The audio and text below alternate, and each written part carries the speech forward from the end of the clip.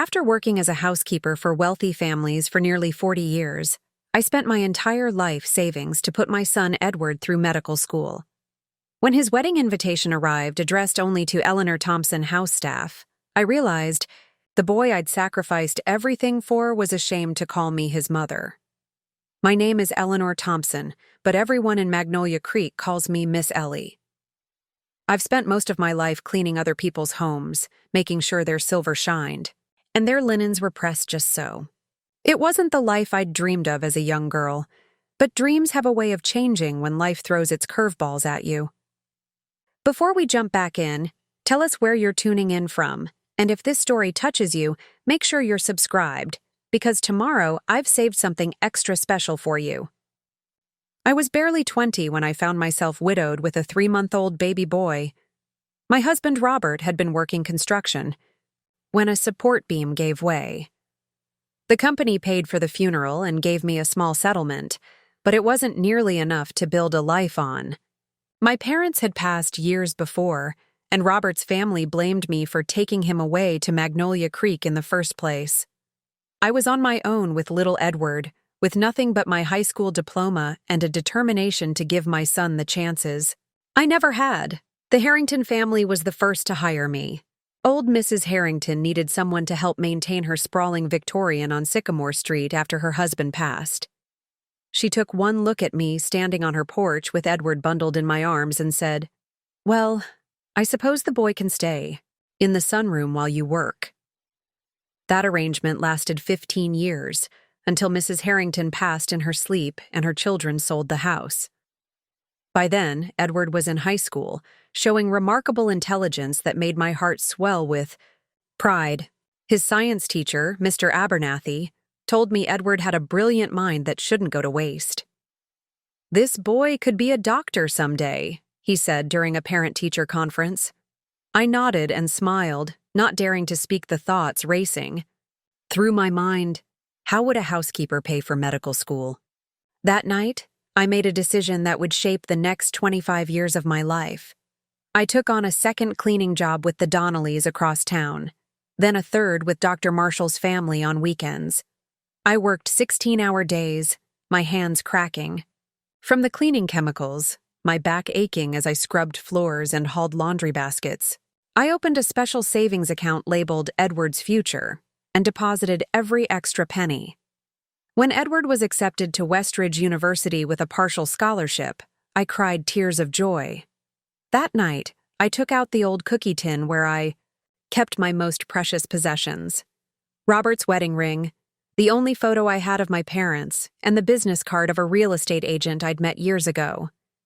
"I'm going to sell the house," I told Edward over our celebration dinner of pot roast, his favorite. "Mom, no," he protested, his fork clattering against his plate. "That's all we have from Dad." The little 2-bedroom craftsman had been Robert's pride and joy. He'd spent weekends fixing the porch steps and painting the shutters, dreaming of the family we'd raised there. I'd held on to it through lean years when selling would have made financial sense, paying the mortgage with whatever I could scrape together. "Your father would want this," I said firmly. "He'd want you to become the man you're meant to be." Edward hugged me that night, his lanky teenage frame engulfing mine. "I'll make you proud, Mom, I promise." And for many years, he did. He called weekly from university, telling me about his classes and the friends he was making. When he was accepted to medical school, he drove 5 hours home just to tell me in person. I took out my secret savings and handed him a cashier's check that represented decades of extra shifts and denied small pleasures. "Mom, this is too much," he said, his eyes wide at the amount. "It's what I've been saving for," I replied simply. Something changed during those medical school years. The calls became less frequent, shorter when they did come. He spent holidays with his classmates, explaining that he needed to study or couldn't afford the trip home. I told myself it was natural, that he was building his own life in a world very different from our little town. Then he met Vanessa Blackwell during his residency. I learned about her from a brief email. "Mom, I've met someone special. Her name is Vanessa. Her father is chief of surgery. 3 months later, another email announced their engagement, with a casual mention that the wedding would be at the Blackwell Estate in Charleston. I waited for the formal invitation, imagining how I'd look in the pale blue dress I'd been saving for a special occasion. When the thick cream envelope finally arrived, I opened it with trembling fingers, only to find my name written as Eleanor Thompson, house staff, with no mention of being the mother of the groom. I called Edward immediately. "There must be some mistake with the invitation," I said, trying to keep my voice light. A long pause followed. "Mom," he finally said, his voice dropping to a whisper. "Vanessa's family is very particular about appearances. They think I'm from a different background." "What background is that?" I asked, though I already knew the answer. "I told them my mother was a household manager for an estate in Georgia," he said. The words hung between us, the implications crystal clear. "I see," I said, the pain so sharp I could barely breathe. "And would this household manager be attending as a guest or as staff?" Another pause. "Mom, maybe it would be better if you didn't come. The Blackwells have hired a photography team to document everything for Southern Living magazine. It's a really big opportunity for Vanessa's event planning business." "I'm your mother, Edward," I said, my voice breaking despite my best efforts. "The only parent you have left. And I love you," he said quickly. "But this wedding isn't really about us. It's about connections and impressions. Vanessa's father could make my entire career. Please try to understand." After we hung up, I sat at my kitchen table for hours, the invitation mocking me from where it lay. The boy I had sacrificed everything for, my youth, my health, my own dreams, was ashamed of me. Of my work-worn hands and simple education. Of the very labor that had given him his opportunities. That night, I pulled out the cookie tin again and removed the last item I'd been saving, a small blue velvet box containing my grandmother's pearl earrings. I'd always planned to give them to Edward's bride, a family tradition stretching back generations. Now I wondered if Vanessa Blackwell would even accept such a modest gift from the help. As I held those pearls, gleaming softly in the lamplight, something shifted inside me. The hurt crystallized into resolve. I had spent my life putting Edward first, making myself small so he could grow tall. But I wouldn't be erased from his life story. Not like this. I picked up my phone and dialed my oldest friend, Ida Mae Johnson. Unlike me, Ida Mae had turned her cleaning business into a successful company, now managing staff for half the wealthy homes in 3 counties. "Ida," I said when she answered, "I need your help. My son's getting married, and apparently I'm just the hired help." "Oh, honey," she replied, her voice warm with understanding and cool with outrage. "Those fancy folks don't know who they're messing with." 2 weeks before the wedding, I received a call from Ida Mae that changed everything. "Ellie, you need to come to the Blackwell estate today. I've arranged for you to meet with the head housekeeper about some wedding preparations." "What are you talking about?" I asked, confused. "I'm not working this wedding." "Just trust me," Ida Mae said cryptically. "Wear something professional but not your usual cleaning clothes. I'll meet you at the service entrance at 2 o'clock. The Blackwell estate was even more imposing than I'd imagined.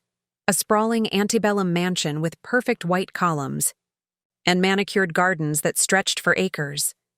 The kind of place I'd spent my life cleaning, but never thought I'd be connected to through family. Ida Mae was waiting for me as promised, dressed in her company's uniform, a crisp navy suit with Johnson Estate Services embroidered discreetly on the pocket. "The staff is having their lunch break," she explained, ushering me through a maze of corridors. "We don't have much time." "Time for what?" I whispered as we entered what appeared to be a small office. "To hear the truth," Ida Mae said grimly. She gestured to a chair beside the desk where a laptop sat open. "Marjorie is the Blackwell's personal assistant. She records all their meetings to transcribe notes later." Preparing and narrating this story took us a lot of time, so if you are enjoying it, subscribe to our channel. It means a lot to us. Now back to the story. A woman I hadn't noticed before nodded at me from the corner. "Mrs. Thompson, I apologize for the subterfuge, but after what I overheard yesterday, I felt you had a right to know. My conscience wouldn't allow me to stay silent." "Know what?" I asked, a familiar dread building in my stomach. Marjorie clicked a few keys on the laptop. "This is from yesterday's meeting about final wedding arrangements." A video began playing, showing a lavish sitting room where Edward, Vanessa, and an older couple I assumed were the Blackwells sat reviewing documents. My heart clenched at the sight of my son. I hadn't seen him in person for nearly a year. "Now, about the seating chart," the older woman was saying. "Edward, we've put your family members at table 12, near the back but not too close to the kitchen. Will that work?" Edward shifted uncomfortably. "Actually, it's just my mother and she won't be attending." Vanessa reached over to squeeze his hand. "Darling, you don't have to be embarrassed. We've all agreed it's for the best." My breath caught in my throat. They had all agreed I shouldn't attend my own son's wedding? "Is she ill?" Mrs. Blackwell asked with practiced concern. "No," Edward replied. Well, the situation is complicated." Mr. Blackwell leaned forward. "Son, we've welcomed you into our family. There's no need for secrets. We know you come from humble beginnings. It's part of what makes your accomplishments so impressive." Edward nodded, seeming to gain confidence. "My mother has been a housekeeper all her life. She has no education beyond high school, no social connections, no refinement.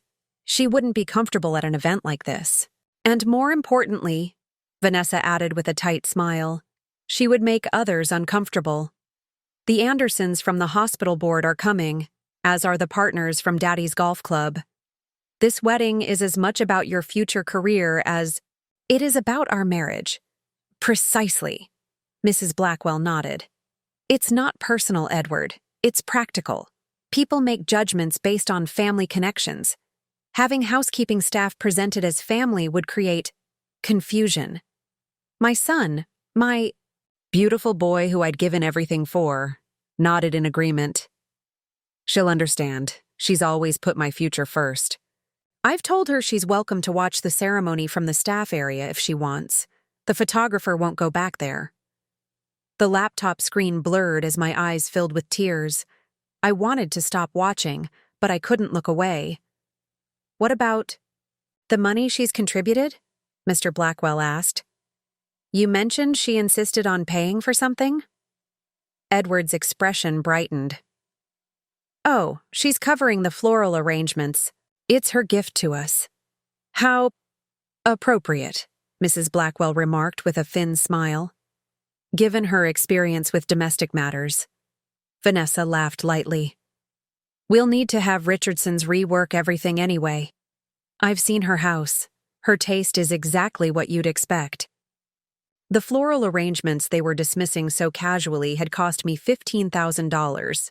The last of my savings not already spent on Edward's education or the expensive watch I'd purchased as his wedding gift.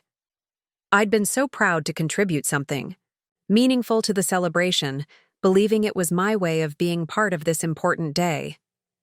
The conversation moved on to other topics, but I couldn't focus on the words anymore. Marjorie quietly closed the laptop. "There's more," she said softly. "They've hired extra security specifically to watch for wedding crashers." Mr. Edward specifically described his mother and said she might try to insert herself into the ceremony despite being asked to stay away. I sat perfectly still, trying to process what I'd just witnessed. The pain was physical, radiating from my heart outward until my entire body felt cold and numb. "Why?" I finally whispered. "I gave him everything." Ida May knelt beside my chair, her warm hands covering mine. "Because he's ashamed of where he came from, sugar. He's so desperate to belong in their world that he's willing to erase everything that doesn't fit their picture. I need to go." I said suddenly, standing up. The room felt too small, the air too thin. "Ellie, wait," Ida May called after me. "Don't do anything rash." I turned back, surprised to find my voice steady when I spoke. "I'm not going to make a scene if that's what you're worried about. I just need some time to think." As I drove home, memories flooded back. Edward as a toddler, falling asleep in the sunroom of the Harrington house while I cleaned. Edward, at 8, proudly showing me his science fair ribbon. Edward, at 18, hugging me goodbye as he left for college, promising he'd make me proud. Somewhere along the way, I had become something shameful to him, a secret to be hidden away, an embarrassment to his new identity. The pain of that realization was almost unbearable. When I reached my little house, I went straight to the closet where I'd been storing my outfit for the wedding. A modest, pale blue dress that had cost more than I'd spent on myself in years. I'd even bought new shoes to match and practiced walking in them, determined not to embarrass Edward with my usual practical flats. I took out the dress and laid it on my bed, smoothing the fabric with trembling hands. Then I reached for the phone and dialed my son's number. It went to voicemail after several rings. "Edward," I said, struggling to keep my voice from breaking. "It's Mom. I just wanted to let you know that I understand about the wedding. I won't embarrass you by attending. The final payment for the flowers has been made.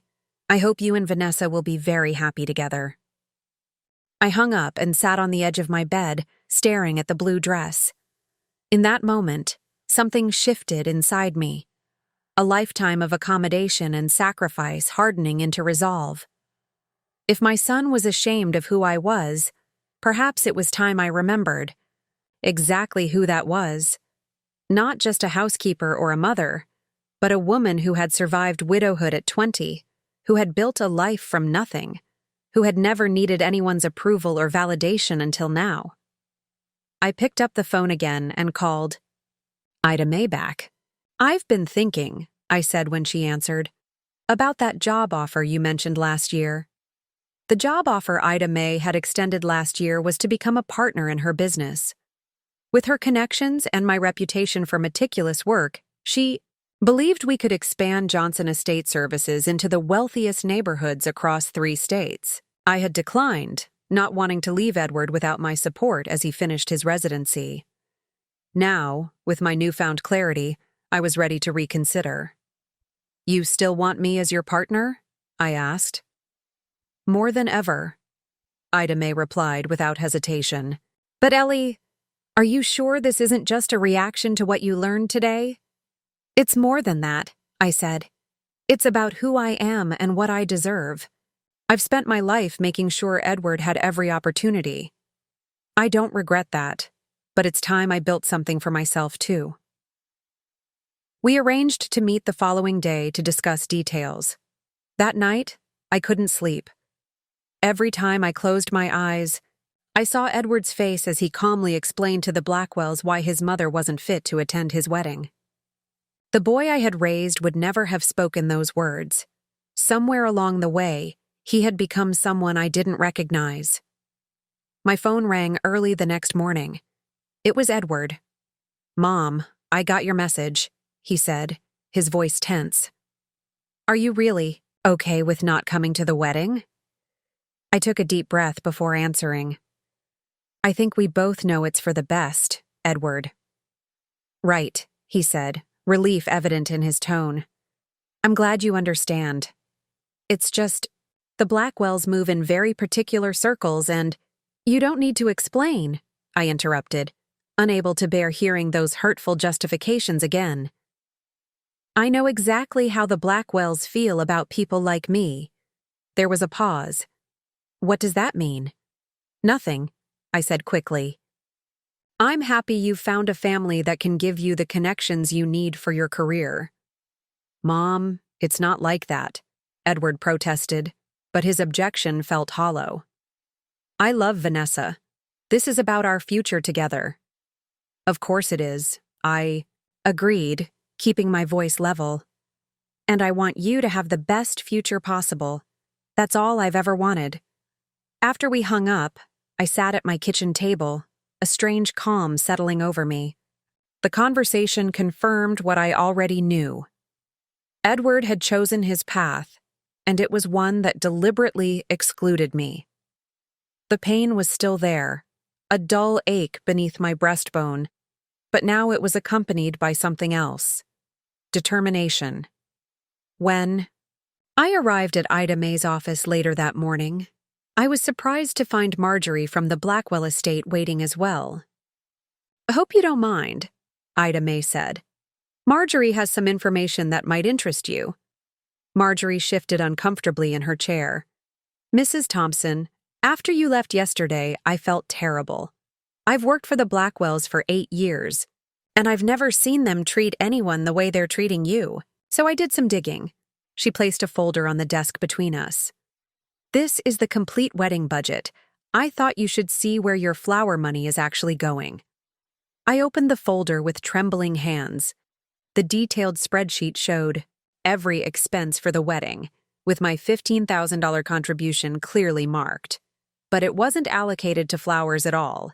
Instead, it had been divided between groom's wardrobe and honeymoon upgrade.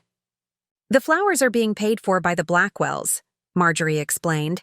"Mrs. Blackwell has a friend who owns Richardson's Floral Design. They're getting a substantial discount." I stared at the numbers, trying to make sense of this new betrayal. Edward had lied to me about how my money would be used, money that represented years of hard work and sacrifice.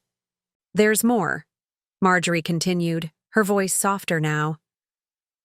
"I overheard a conversation between Edward and Vanessa yesterday evening. They were discussing your house." My head snapped up. "My house? What about it?" "Apparently, Edward has been telling Vanessa that you're planning to sell it and move to a retirement community after the wedding. He mentioned that the proceeds from the sale would be an appropriate wedding gift, considering how much her parents are spending on the ceremony." The room seemed to spin around me. My little house on Maple Street, the one Robert and I had purchased with such pride, where I'd raised our son, the only real asset I had to my name, was now being offered up as a wedding present without my knowledge or consent. "But I have no plans to sell my home," I said, my voice barely audible. Ida May reached across the desk to squeeze my hand. "We know that, sugar. But it seems your son has made plans on your behalf." "Why would he think—" I trailed off as a memory surfaced. Last Christmas, during Edward's brief visit home, he had casually mentioned that maintaining an older home was becoming too much for me. He had suggested looking into senior-friendly living arrangements and offered to help me find a nice little apartment closer to his new practice. I had dismissed the idea at the time, telling him I was perfectly capable of maintaining my own home. "He's counting on it," Marjorie said. "From what I heard, he's already spoken to a real estate agent about potential listing prices. They're expecting the money to help fund their new life together." A cold fury began to replace the shock and hurt. The depth of the deception was staggering, not just excluding me from the wedding, but actively planning to profit from my absence. "Thank you for telling me," I said to Marjorie. "I know this couldn't have been easy for you." She nodded, gathering her things to leave. "I should get back before I'm missed. The Blackwells are hosting a pre-wedding dinner for the bridal party tonight." After Marjorie left, Ida May and I sat in silence for several minutes. Finally, she spoke. "What are you going to do, Ellie?" I thought about Edward's betrayal, about the Blackwells' dismissal of my life's work, about Vanessa's casual cruelty. I thought about the house that Robert and I had made into a home, that Edward now expected me to surrender without discussion. "First," I said, my voice steadier than I expected, "I'm going to call my bank and stop payment on that check for the flowers. Or rather, Edward's wardrobe and honeymoon upgrade." Ida May nodded approvingly. "And then?" "Then I'm going to become your business partner. But there's one condition. Our first client needs to be the Blackwell estate." Ida May's eyebrows shot up. "Are you sure that's wise, given the circumstances?" "I've spent 40 years cleaning other people's homes, Ida May. I know every trick, every technique, every product. I've restored antiques that professional conservators had given up on. I've removed stains that were supposedly permanent. I leaned forward, a plan taking shape as I spoke. No one knows how to take care of a house like that better than I do. And no one knows how to uncover secrets better than the person who cleans your home. A slow smile spread across Ida May's face. Marjorie did mention they're desperately short-staffed for the wedding weekend. Several of their regular housekeepers called out sick after Mrs. Blackwell was particularly demanding last week. What a fortunate coincidence, I replied, returning her smile. Johnson Estate Services would be happy to provide additional staff for such an important event. And what exactly are you hoping to find at the Blackwell estate? Ida May asked, though the gleam in her eyes suggested she already knew. The truth, I said simply. And once I have it, I'm going to make sure my son remembers exactly who his mother is. Not just a housekeeper, but a woman who taught him everything he knows about dignity, honesty, and respect. I paused, feeling a strange lightness despite the gravity of the situation. Values he seems to have forgotten while climbing the social ladder. Ida May nodded slowly. Well then, partner, let's get to work. The Blackwell estate was a flurry of activity 3 days before the wedding. Florists, caterers, and decorators moved purposefully through the grand rooms, transforming them for the wedding of the season. No one paid any attention to the middle-aged woman in the navy uniform who quietly polished silver and arranged fresh linens in the guest rooms. I had become invisible, exactly as I'd intended.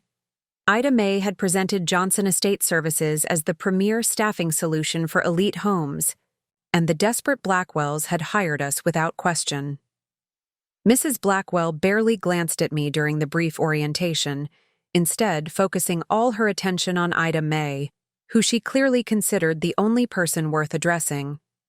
We have very specific standards, Mrs. Blackwell had said, her chin tilted upward. Our regular staff understands the way things are done here. Rest assured, our team exceeds the highest standards, Ida May had replied smoothly. My associate here has over 40 years of experience with the finest homes in Georgia. She'll ensure everything is perfect. Mrs. Blackwell had merely nodded, already turning away to address more important concerns. That dismissal was precisely what gave me the freedom to move through the house unnoticed, to observe and listen as the family prepared for the wedding. By the afternoon of my second day at the estate, I had learned more about the Blackwells than they would ever have willingly revealed.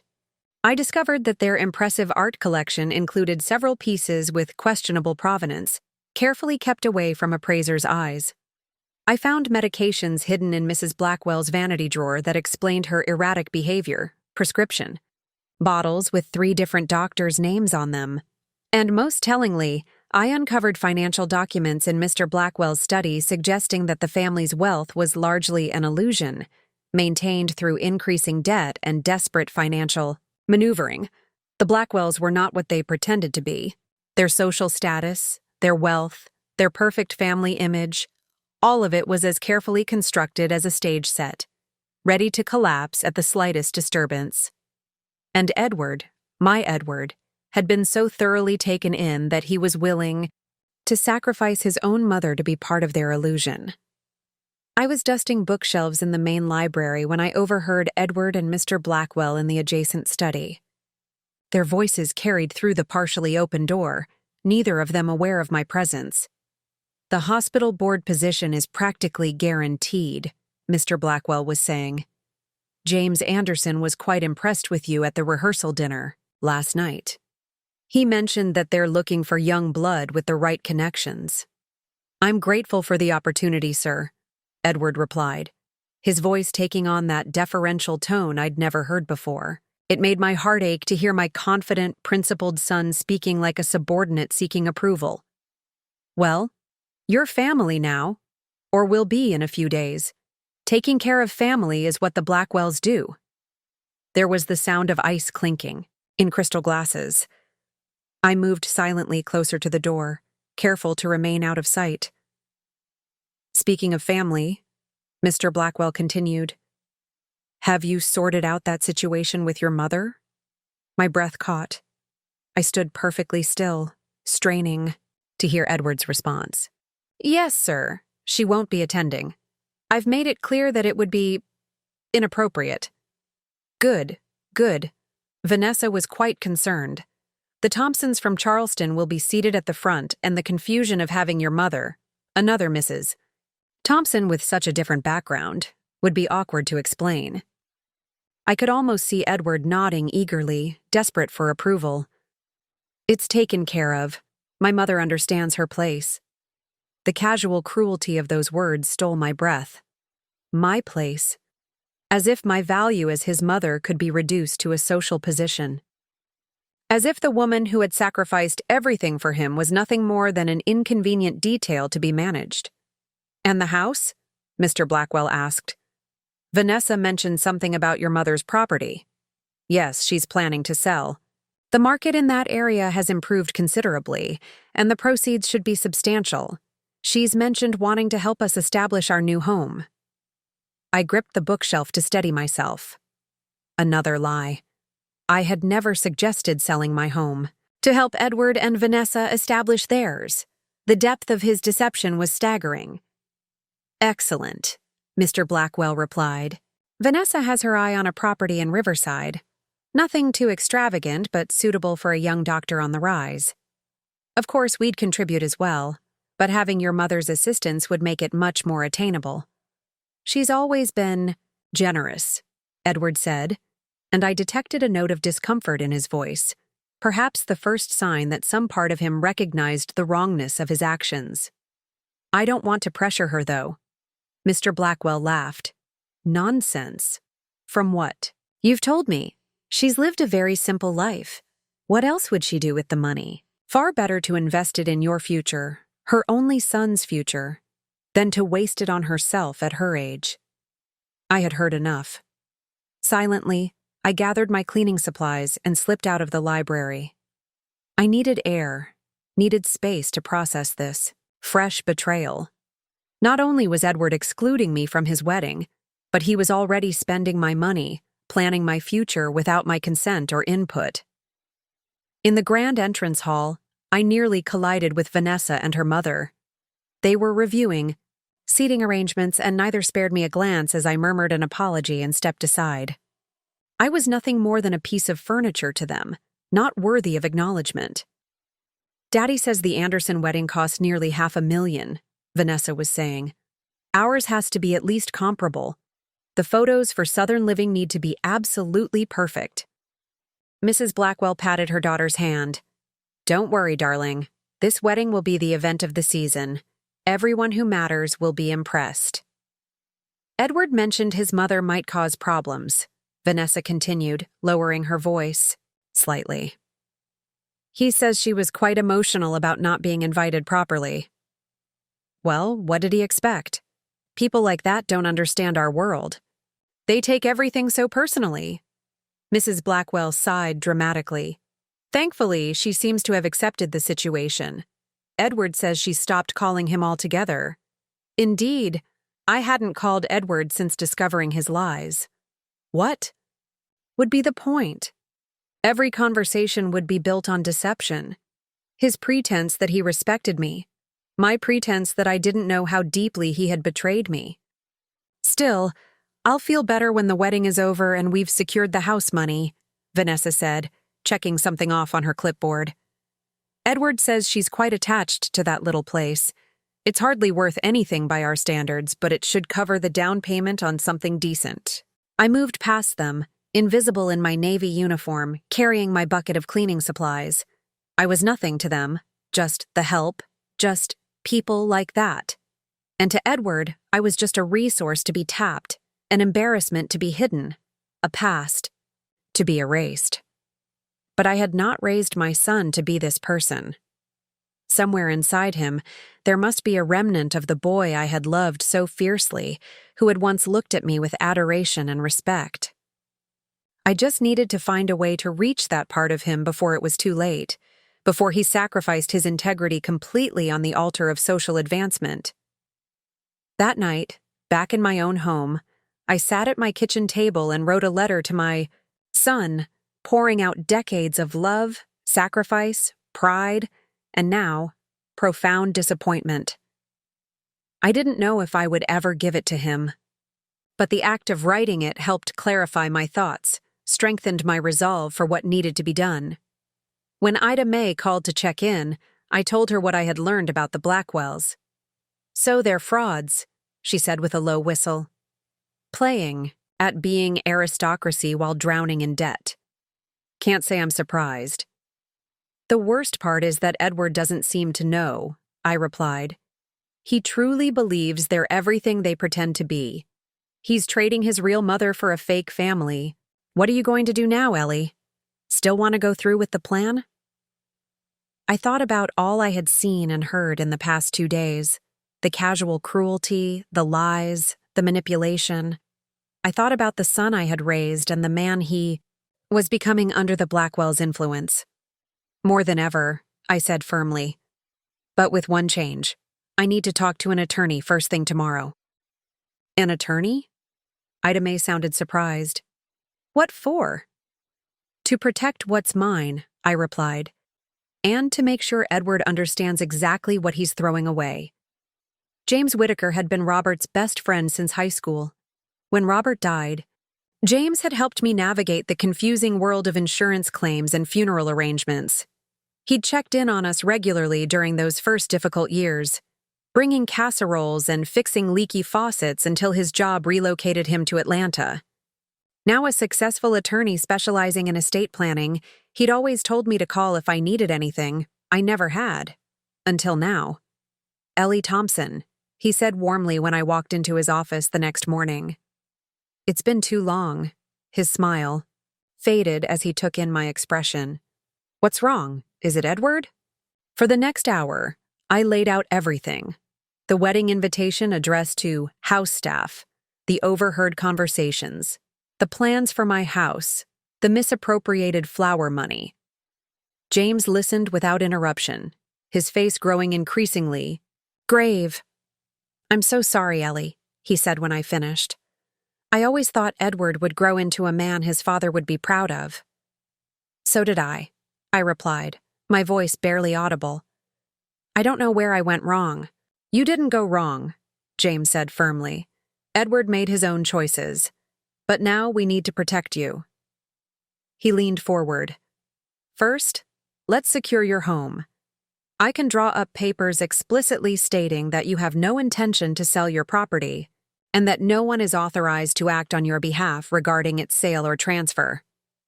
"Can Edward somehow force a sale?" I asked, fear creeping into my voice. "Not without your signature or power of attorney, which I'm guessing you've never granted him." I shook my head. "Good. Then legally, he can't touch your house. But we should still formally document your wishes. And I'd recommend changing your will, at least temporarily." My stomach clenched. "My will currently leaves everything to Edward." "I suspected as much," James said gently. "Given the circumstances, it might be prudent to amend that, at least until this situation resolves one way or another." I nodded slowly, the pain of this decision settling like a stone in my chest. I had never imagined a day when I wouldn't want to leave everything to my only child. But then, I had never imagined my only child would plan to profit from my exclusion, from his life. What about the money I already gave them? The $15,000 for flowers that's actually being used for Edward's wardrobe and their honeymoon? James's expression hardened. "That's fraud, Ellie. You gave money under false pretenses. We can demand its return, possibly even pursue legal action if necessary." "I don't want to sue my son," I said quickly. "Of course not. But we can send a formal letter requesting the return of funds, citing the misrepresentation. It establishes a paper trail and puts them on notice that you know what they've done." He studied me carefully. "What exactly do you want out of this, Ellie? What's your end goal?" I sat in silence for a long moment, considering his question. What did I want? Not revenge. Despite everything, I couldn't bring myself to wish ill on my own son. Not money. I had lived simply for decades and had enough for my needs. Not even recognition. It was far too late for the Blackwells to suddenly respect me. As Edward's mother, "I want my son back," I finally said, tears welling in my eyes. Not the social climbing doctor who's ashamed of me, but the boy who understood the value of honest work and genuine relationships. I want him to remember who he is and where he came from before he loses himself completely to that world. James nodded sympathetically. And if that's not possible? I wiped away my tears, my resolve strengthening. Then I want him to understand exactly what he's throwing away. Not just his mother, but his integrity, his authentic self. I raised him better than this, James. I know you did. He began making notes on a legal pad. Here's what we'll do.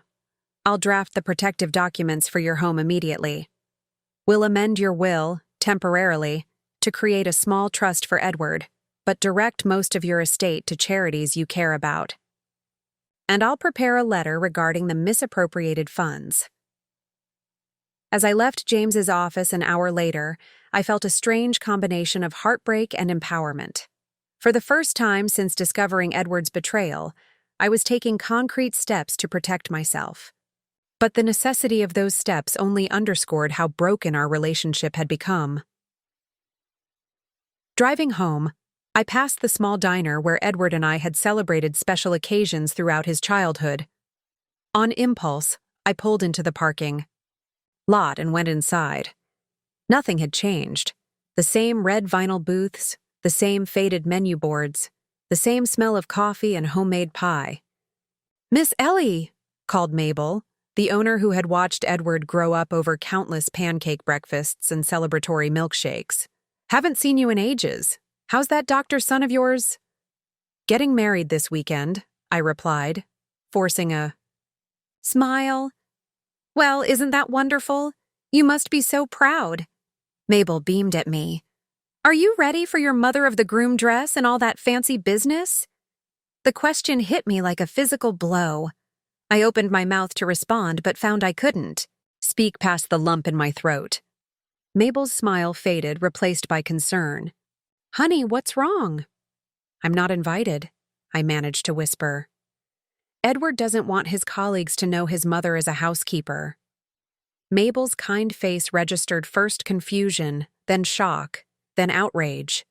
"Not invited? To your own son's wedding? The son you raised alone, working 3 jobs to put through school? That boy has lost his mind." Her indignation was somehow more painful than sympathy would have been. It validated the wrongness of what Edward had done, making it impossible to pretend this was normal or acceptable. "I'm sorry," I said, turning to leave. "I shouldn't have—" "You sit right down," Mabel ordered, steering me to a booth in the corner. "I'm bringing you pie and coffee, and you're going to tell me everything." And somehow, sitting in that familiar booth where I'd watched Edward grow from a toddler to a young man, the full weight of his betrayal finally crashed over me. I told Mabel everything, my voice breaking as I recounted each painful detail. "That boy," she kept saying, shaking her head in disbelief. "That foolish, foolish boy?" When I finished, Mabel reached across the table and squeezed my hands. "You listen to me, Ellie Thompson. You are worth 10 of those fancy Blackwells with their big house and their fake smiles. And one day, Edward is going to realize what he threw away." I nodded, too emotional to speak. "So what are you going to do?" she asked finally. I thought about James's legal protections, about the information I'd gathered at the Blackwell estate, about my dawning understanding of what Edward had become. "I'm going to show up at that wedding," I said, the words surprising me even as I spoke them. Not as the help, not skulking in the background where I won't embarrass anyone, as Edward's mother, the mother who raised him, who sacrificed everything, for him, who loves him enough to try one last time to save him from himself. Mabel's face broke into a broad smile. "Now that's the Ellie Thompson I know." "He'll be furious," I said, already imagining Edward's reaction. "He might never forgive me." "Maybe," Mabel acknowledged. but at least you'll have been true to yourself. And sometimes that's all we can do. As I drove home, I felt a strange sense of peace settling over me. The hurt was still there, would always be there, I suspected, but it was no longer paralyzing. In its place was a clear-eyed determination to face whatever came next with dignity and self-respect. Edward had forgotten who he was, but I hadn't forgotten who I was.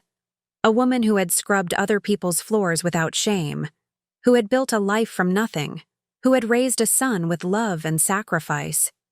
If Edward was determined to erase that part of his history, that was his choice. But I would not participate in my own erasure. Not anymore. When I arrived home, there was a message waiting on my answering machine. Edward's voice, tense and irritated. "Mom, the florist just called me saying there's a problem with the payment. What's going on? I need you to call me back immediately." I smiled grimly as I deleted the message without returning the call. The first ripples of my quiet rebellion were already being felt, and the wedding was still 3 days away. The following morning, I returned to the Blackwell estate with a new sense of purpose. I was no longer just observing. I was gathering information, not merely to protect myself, but to understand exactly what kind of world Edward was so desperate to join. Mrs. Blackwell barely acknowledged me as she rushed through the grand foyer, barking orders into her phone about table settings and champagne selections. I kept my head down, moving efficiently through the guest bedrooms with my cleaning cart, appearing to be nothing more than a diligent housekeeper. In reality, I was methodically documenting the truth behind the Blackwell's carefully cultivated facade. The wedding guests had begun to arrive, staying in the estate's numerous guest rooms. While cleaning the room of Mr. Blackwell's business partner, I discovered bank statements carelessly left on the desk, revealing substantial loans made to Blackwell Enterprises that appeared to be in default. In another guest room, I overheard a hushed phone conversation between Mrs. Blackwell's sister and her husband, discussing how the family was leveraging Edward's hospital connections to salvage their failing medical supply business. "The boy has no idea they're using him," the woman had whispered. "Victoria and Charles are presenting it as a favor to their new son-in-law, but they're desperate for those hospital contracts." Each discovery confirmed what I had begun to suspect. The Blackwells weren't welcoming Edward into their prestigious world. They were exploiting his medical credentials and connections to shore up their crumbling empire. And my son, so blinded by his desire to belong, couldn't see that he was being used. I was arranging fresh towels in the bathroom of the East Wing guest suite when I heard Edward's voice in the adjoining room. He sounded agitated. "I've called her 5 times, Vanessa. She's not answering." "Well, figure it out," Vanessa snapped. "The florist is threatening to pull out without the final payment, and Daddy refuses to cover it.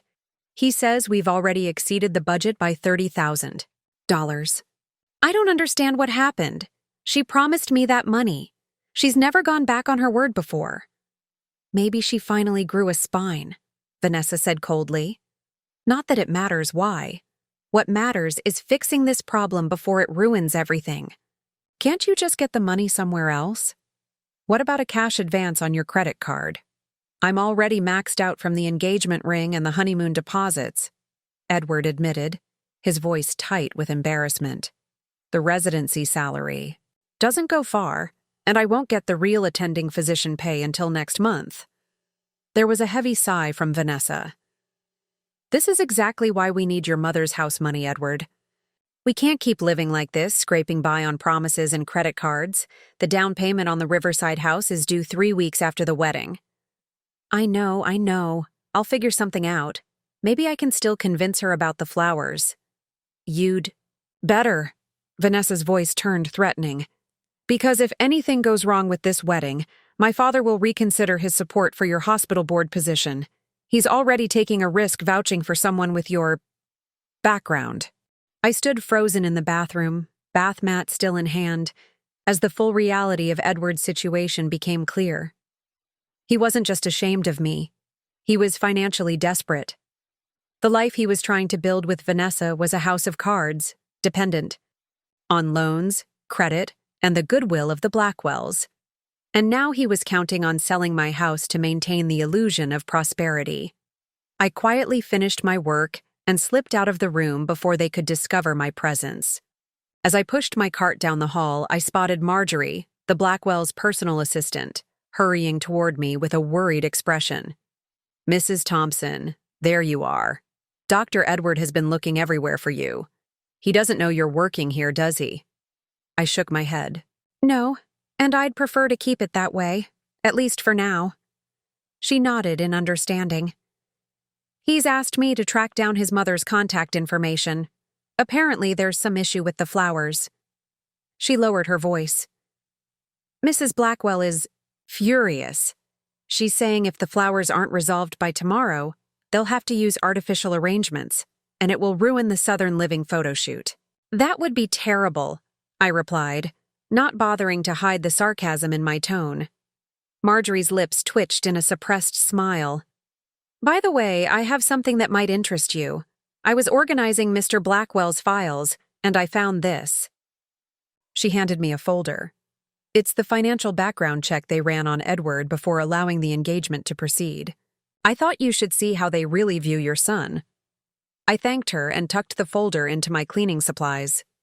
Later, during my lunch break, I sat in my car and read through the documents. The Blackwells had investigated every aspect of Edward's life: his education, his financial situation, his professional prospects, and yes, his family background.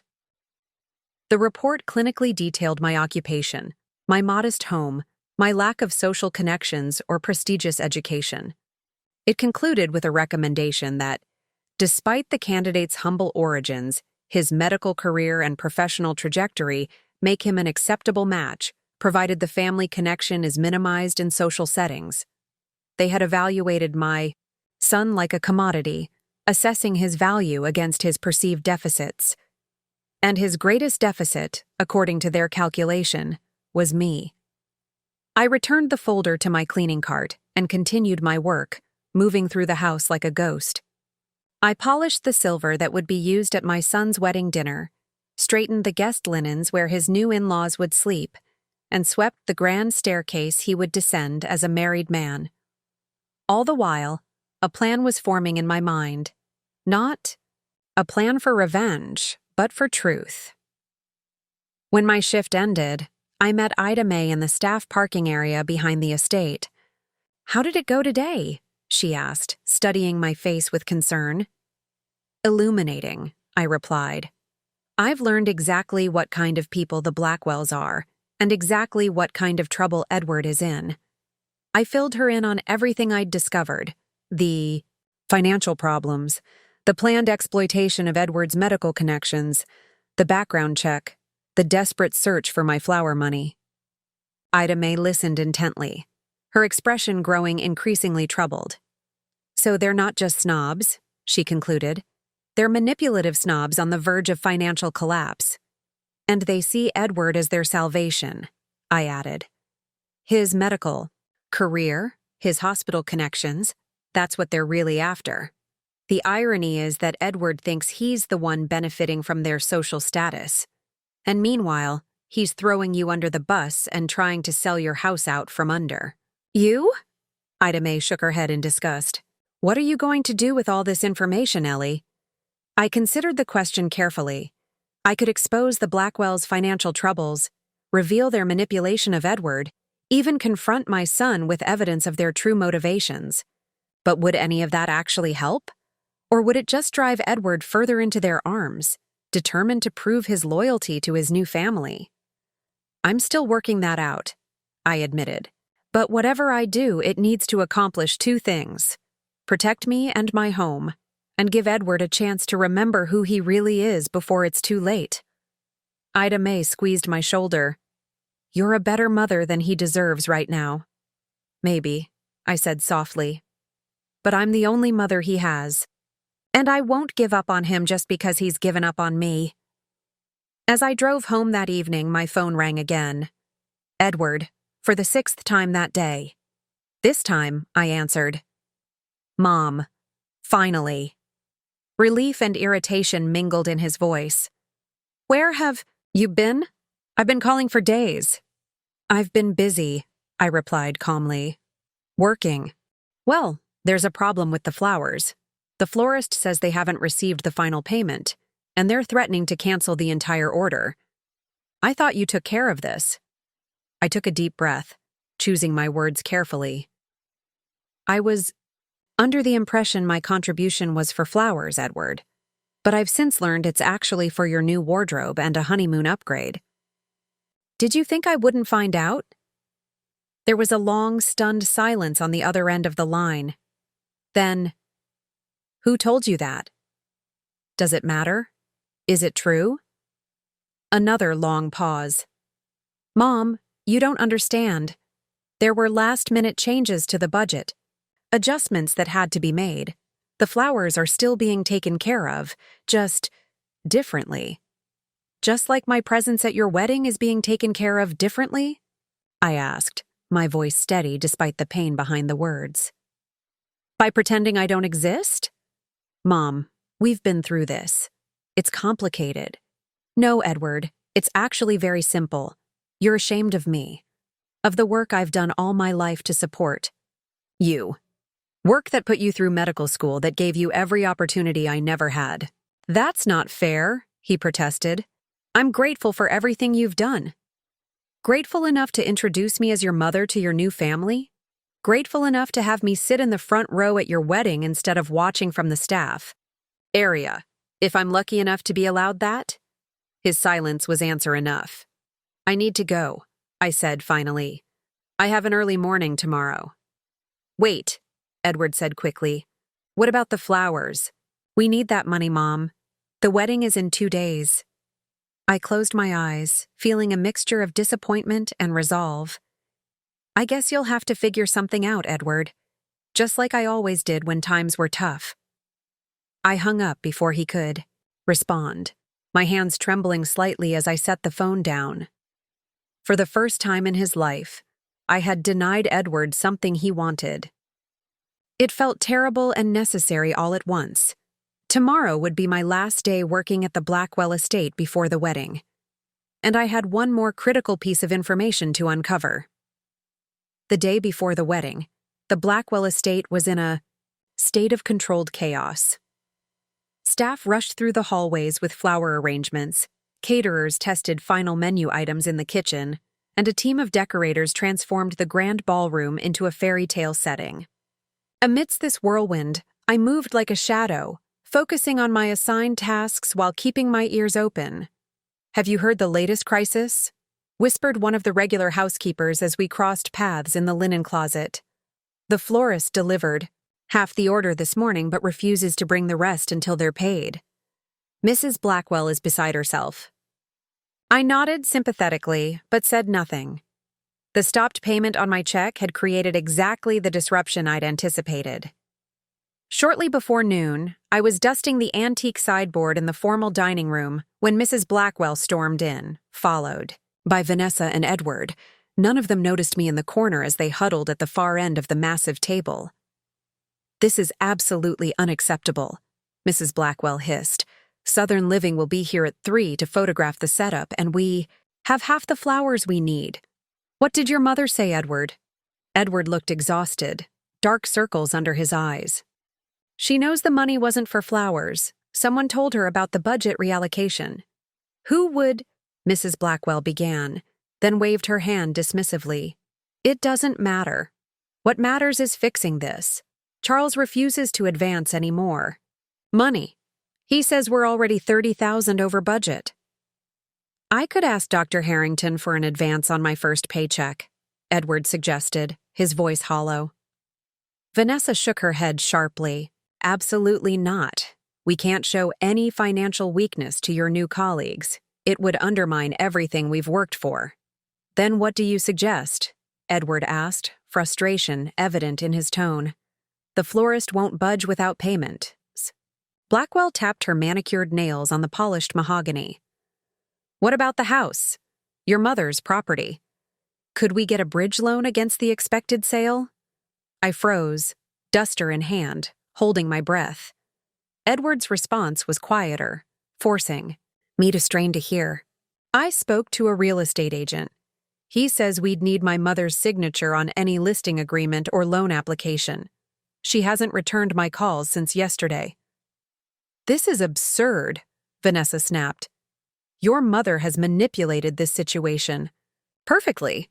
She's ruining our wedding out of spite. It's not spite, Edward said, a hint of the sun I knew finally showing through. She's hurt. I should have been honest with her from the beginning. Oh, please. Vanessa rolled her eyes. She cleans toilets for a living, Edward. She should be grateful you've done as well as you have, not making demands about wedding invitations and flowers. I watched my son's face, hoping to see outrage at this insult to his mother.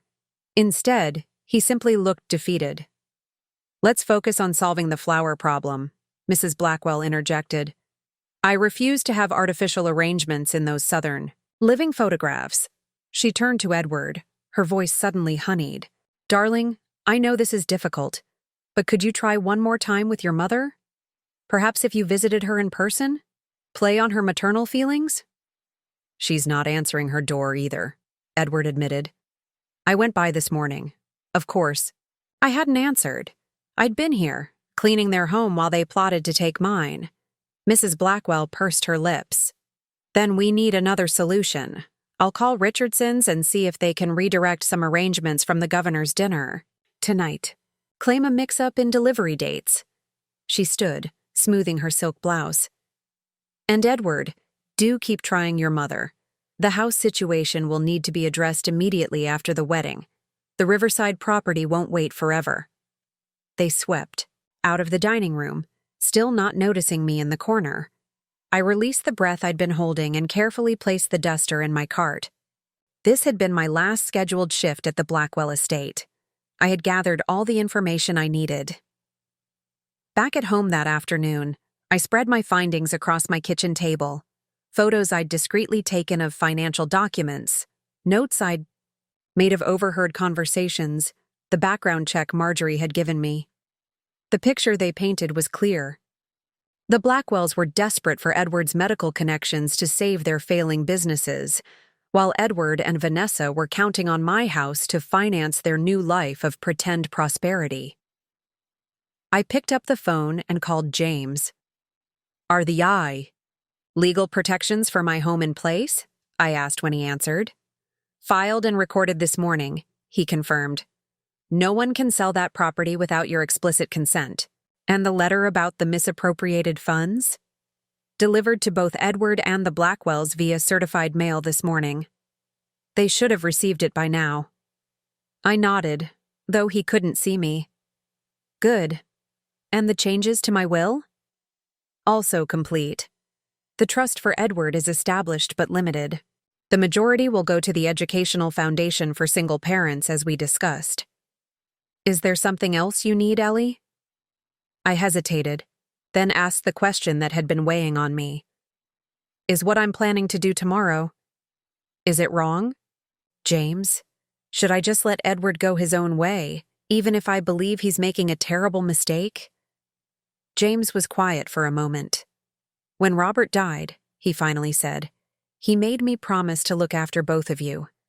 Over the years, I've watched you sacrifice everything for Edward. But the greatest gift you ever gave him wasn't the money or the education or the opportunities. It was your example of integrity and hard work. He seems to have forgotten that. Example? I said softly. Maybe. Or maybe he's lost his way temporarily. Either way, I think you owe it to both of you to make one last stand for the truth. After that, whatever happens is up to Edward. I thanked him and hung up, feeling both nervous and strangely calm. The path forward was clear now. Not easy, but clear. Next, I called Ida May. Everything's arranged, she assured me before I could even ask. The car will pick you up at 10 tomorrow morning. And I've spoken to Mabel. She and the others will be ready. Are you sure they want to be involved? I asked. This could get uncomfortable. Ida May laughed. Honey, They're fighting over who gets to come. Mabel says she's been waiting 30 years to see you finally stand up for yourself. We're all behind you 100%. I smiled, touched by the support of friends I hadn't fully appreciated until now. Thank you, Ida May. For everything. Just doing what friends do, she replied warmly. Now, about that dress we talked about. I picked it up from the boutique this afternoon, I confirmed. It's perfect. After saying goodbye, I went to my bedroom closet and removed the garment bag I'd brought home earlier. Inside was not the modest pale blue dress I'd originally purchased for the wedding, but something entirely different, a designer suit in deep burgundy that Ida May had helped me select. It had cost more than I'd ever spent on clothing for myself, but as Ida May had insisted, if you're going to crash your son's wedding, you might as well look spectacular doing it. I laid the suit carefully across my bed, alongside the pearl earrings I'd once planned to give Vanessa. Tomorrow they would adorn my ears instead, a small symbol of reclaiming what was mine.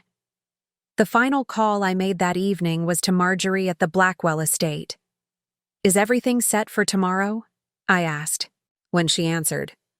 Just as you requested, she confirmed in a low voice. I've arranged for you to be added to the guest list under my authority. Security has your name, and I've marked you as a special family guest with access to all areas. No one checks these details too closely on the day. They're too busy managing the main event. And the seating? I've added a place for you at table 1. Front row, right where the mother of the groom should be. There was satisfaction in her voice. The Blackwells are too distracted by the flower crisis to notice the change. Thank you, Marjorie. I know this is a risk for you. Let's just say, I've worked for the Blackwells long enough to enjoy seeing someone finally stand up to them, she replied. Besides, I gave my notice yesterday. After hearing how they talk about the staff behind closed doors, I couldn't stomach it anymore. After we hung up, I sat in my quiet kitchen, looking around at the home Robert and I had made together, the home where I'd raised Edward. Every scratch on the wooden table, every worn spot on the linoleum floor told a story of our life together. This was the inheritance I wanted to leave my son, not just property or money, but a legacy of authenticity and dignity. Tomorrow would determine whether he could still claim that inheritance or whether he had traded it permanently for the hollow privilege the Blackwells offered. I went to bed early that night, knowing I would need all my strength for what lay ahead. As I drifted off to sleep, I found myself remembering Edward as a small boy, proudly showing me a drawing he'd made of the two of us, stick figures holding hands beneath a bright yellow sun. That's you and me, Mom, he'd explained solemnly. Together forever. Tomorrow would test whether anything of that little boy remained in the man who was ashamed to call me mother. The morning of Edward's wedding dawned clear and bright, as if the weather itself was determined to create the perfect backdrop for the Blackwells' carefully orchestrated spectacle. I woke early, a strange calm having settled over me during the night. Whatever happened today, I would face it with dignity and truth, the values I had tried to instill in my son throughout his life. I was sipping my first cup of coffee when my doorbell rang. When I opened the door, I was shocked to find Edward standing on my porch, still in yesterday's rumpled clothes, dark circles under his eyes suggesting he hadn't slept. "Mom," he said, his voice rough with exhaustion. "Can I come in?" I stepped aside, allowing him to enter the home he'd grown up in but hadn't visited in months. He walked into the living room and stood awkwardly, looking around as if seeing it, for the first time. "Would you like some coffee?" I asked, keeping my tone neutral. He nodded gratefully, and I busied myself in the kitchen, giving us both a moment to prepare for the conversation ahead. When I returned with his mug, cream, no, sugar, just as he'd always taken it, he was staring at the family photos on the mantel. Photos that spanned his entire life, from infancy to medical school graduation. "I've been up all night," he said, accepting the coffee. driving around, thinking. I sat in my usual armchair, waiting silently for him to continue. "We received a letter yesterday," he finally said, "from a lawyer about the flower money and other things." "James Whitaker," I supplied. "Your father's old friend." Edward nodded. "It said you know about the budget reallocation and about the house." "I know everything, Edward. About the Blackwells' financial troubles, about how they're planning to use your medical connections to save their businesses, about the background check they ran on you that classified me as a liability to be minimized." I kept my voice even, stating facts rather than accusations. He flinched visibly. "How did you—" "I've been working at the Blackwell estate all week," I interrupted. "Cleaning their rooms, polishing their silver, preparing their home for the wedding I wasn't deemed worthy to attend as your mother." Edward sank onto the sofa, looking stricken. "You were there? All week?" "Johnson Estate Services," I confirmed. "Ida May's company. We've become partners." "So you heard." He trailed off, unable to finish the sentence. "Everything," I said quietly. Every dismissive comment. Every lie, every plan to exploit my home and my money. I heard Vanessa say I clean toilets for a living and that you should be grateful I don't make demands. I heard Mrs. Blackwell suggest you play on my maternal feelings to get the flower money. And yes, I heard about the plans for my house. Set his coffee down, his hands trembling slightly. "Mom, I can explain." "Can you?" I asked, genuinely curious what possible explanation could justify such betrayal. Edward ran a hand through his disheveled hair. "It all happened so gradually. When I first met Vanessa, I was just a resident. Her world was so different from anything I'd known. The parties, the connections, the opportunities. But her parents were skeptical about me. "Because of your humble origins," I quoted from the background check. He winced, but nodded. "I wanted to prove I belonged, that I was good enough for their daughter. So I started adapting, changing little things about myself, my history, including your mother." "It wasn't like that at first," he insisted. "I was proud of you, of how hard you'd worked to give me opportunities. But then there was a dinner party where Mrs. Blackwell asked what my parents did, and when I said my father had died young and my mother was a housekeeper." "Let me guess," I said dryly. "The temperature in the room dropped 20 degrees. "Something like that," he admitted. After that, Vanessa suggested that maybe it would be easier to say, "You managed household staff for wealthy families." It seemed harmless at the time, just a small adjustment to the truth to make things smoother. And then one small adjustment led to another, and another, I observed. Until eventually you were telling them I couldn't attend your wedding because I wouldn't fit in. Edward looked down at his hands. "I'm so sorry, Mom. I got caught up in their world, in trying to be what they wanted. Somewhere along the way, I lost sight of what really matters." His apology sounded sincere, and a small part of me wanted desperately to believe him, to embrace my son and forgive everything. But something held me back. Perhaps the memory of his voice saying, "My mother understands her place." "Why are you here, Edward?" I asked directly. "Is it because you're genuinely sorry, or because you need the flower money to salvage the wedding?" He flinched as if I'd slapped him. "That's not fair." "Isn't it? You haven't visited in months. You addressed my wedding invitation to house staff.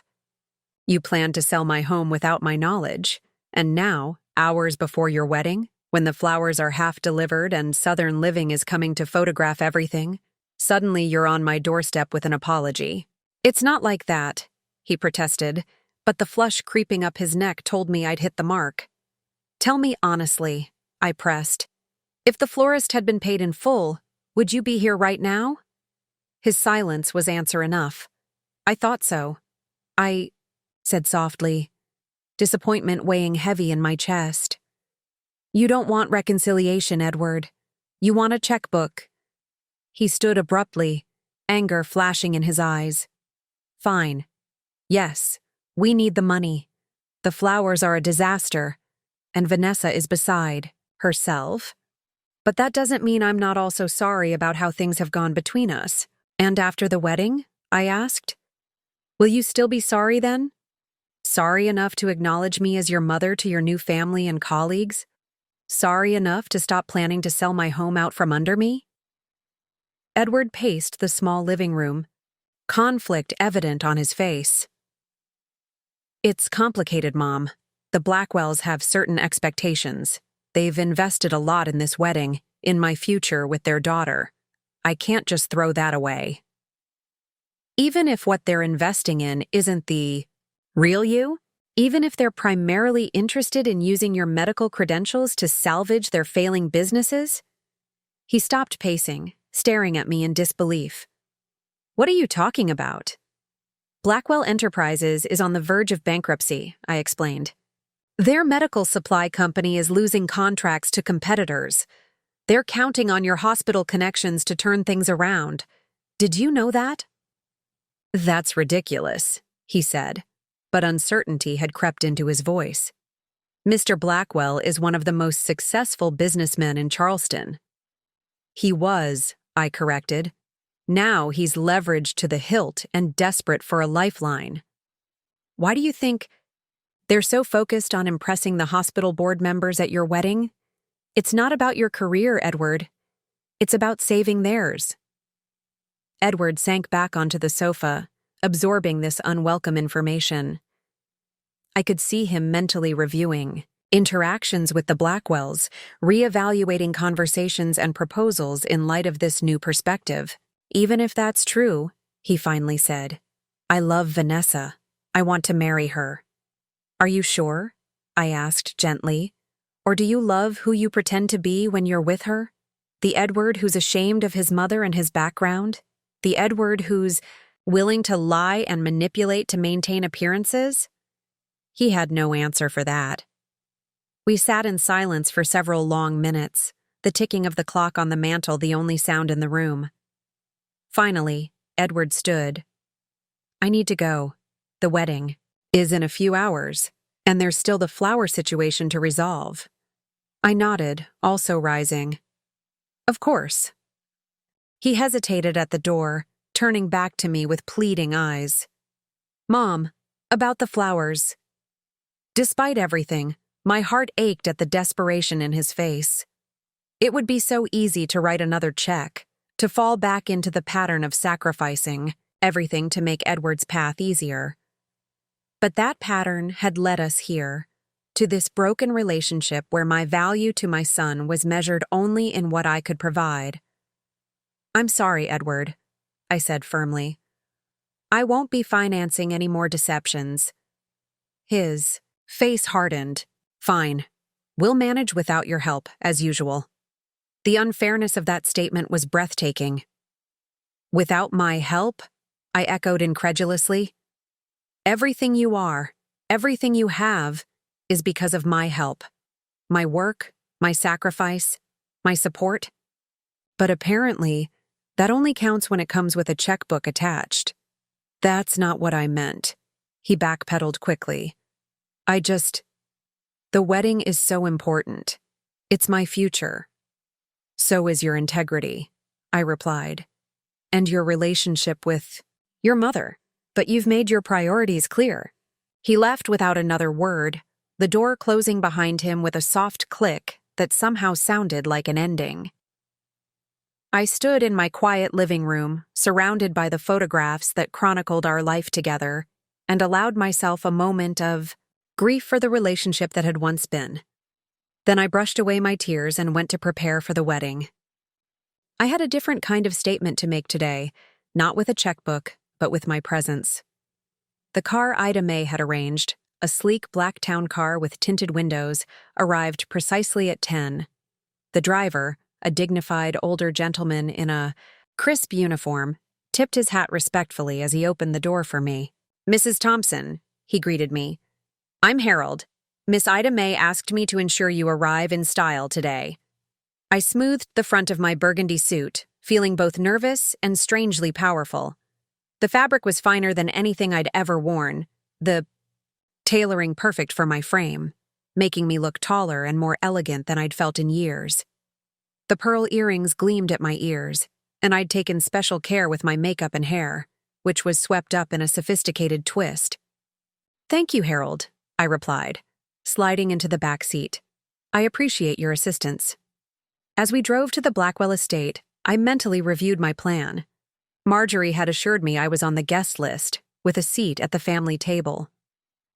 James had confirmed that his legal protections for my home were securely in place. Ida May and my other friends would be arriving separately, ready to support me if needed. All the pieces were in position, yet I still wasn't entirely sure what would happen when Edward saw me at his wedding, the mother he had tried so hard to erase. Would he publicly reject me? Embrace me? Pretend not to know me? And what about Vanessa and the Blackwells? How would they react to the housekeeper they had so casually dismissed suddenly appearing as a guest at their carefully curated event? 20 minutes later, Harold pulled up to the imposing gates of the Blackwell estate. Security guards checked his credentials and consulted their tablets before waving us through. So far, so good. "I'll be parked in the VIP section, Mrs. Thompson," Harold informed me as we approached the grand circular driveway. "Miss Ida May instructed me to remain available to you throughout the day, whatever you might need." I thanked him, touched by Ida May's thoughtfulness. As I stepped out of the car, I took a deep breath, straightened my shoulders, and mentally adopted the quiet authority I had observed in women like Mrs. Blackwell. The confidence that came from knowing your place in the world and refusing to apologize for it. The front entrance of the mansion had been transformed with an archway of white roses and delicate greenery. A young woman in a pale blue dress stood at a reception table, checking invitations and directing guests. "Good morning," I said, approaching her with a warm smile. "Eleanor Thompson, mother of the groom."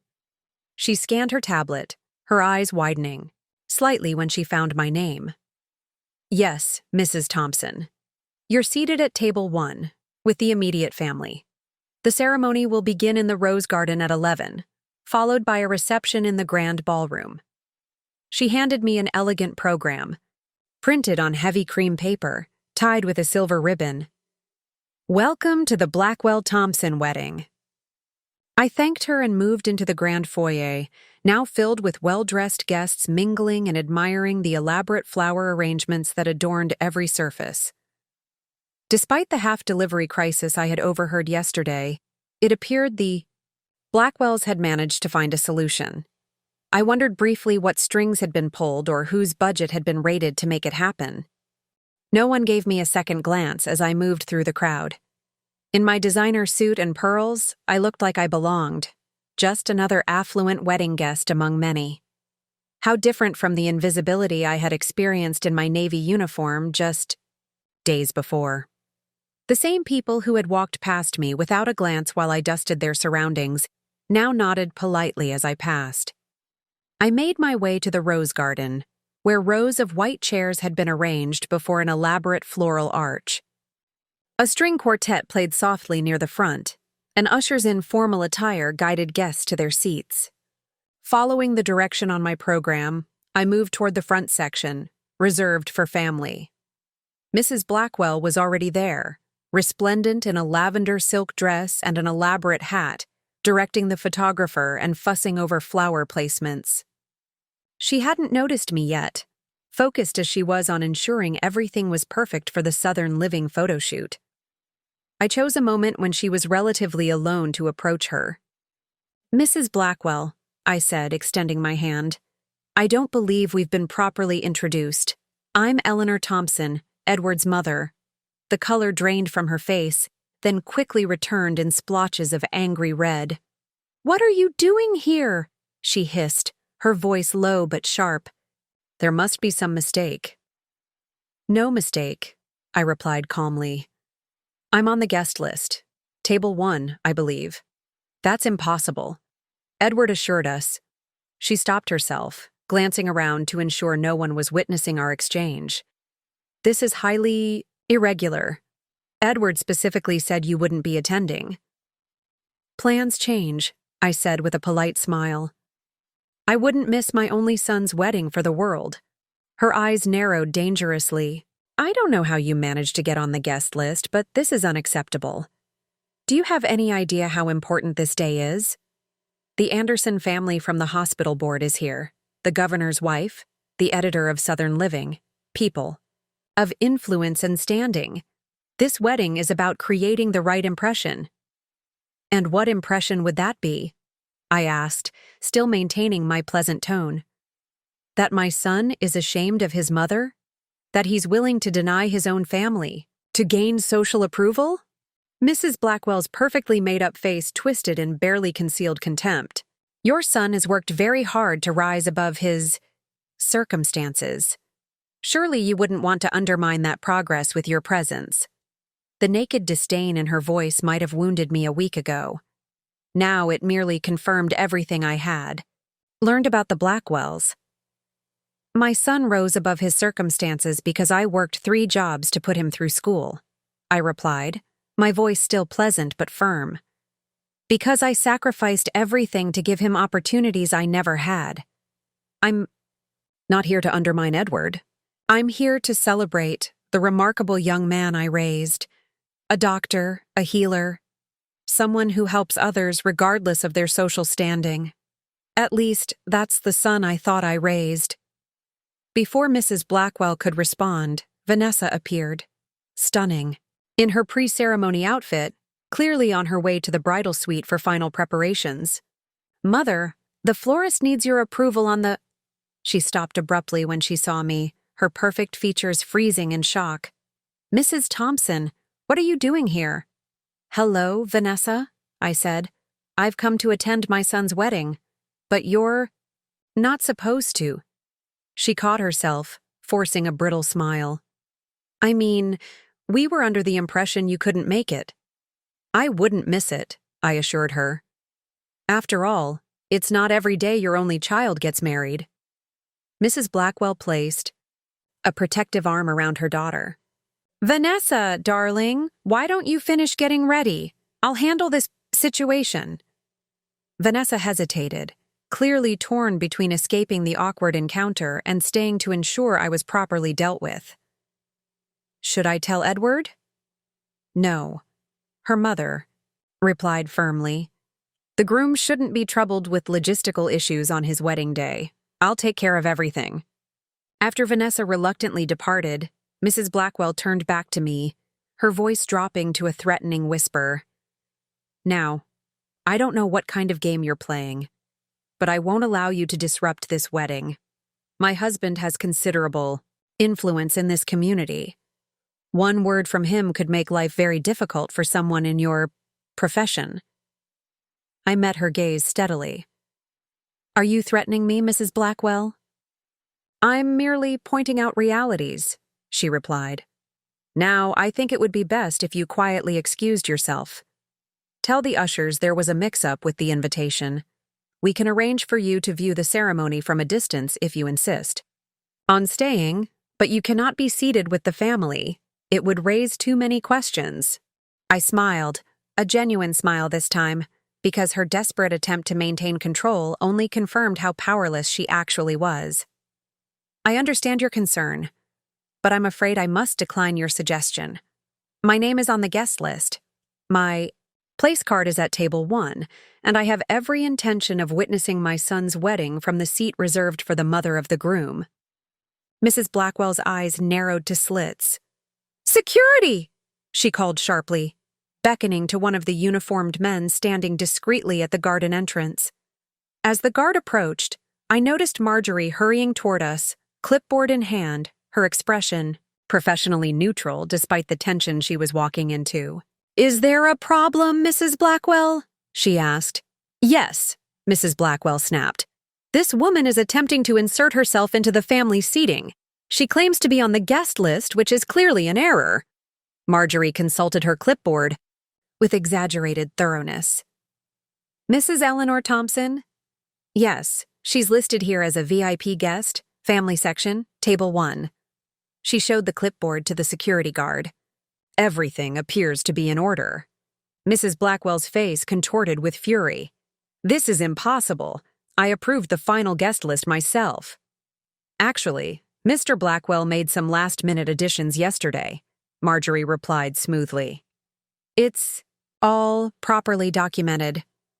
The security guard, clearly uncomfortable with the situation, looked from Marjorie to Mrs. Blackwell. Ma'am? Your instructions? Mrs. Blackwell stood frozen in indecision, trapped by her own carefully constructed social rules. Making a scene would draw exactly the kind of attention she was desperate to avoid, particularly with the Southern Living photographer already capturing candid moments around the garden. This isn't over, she finally said to me, her voice barely audible. Then, to the guard and Marjorie, carry on. As she stalked away, Marjorie shot me a quick conspiratorial smile before returning to her duties.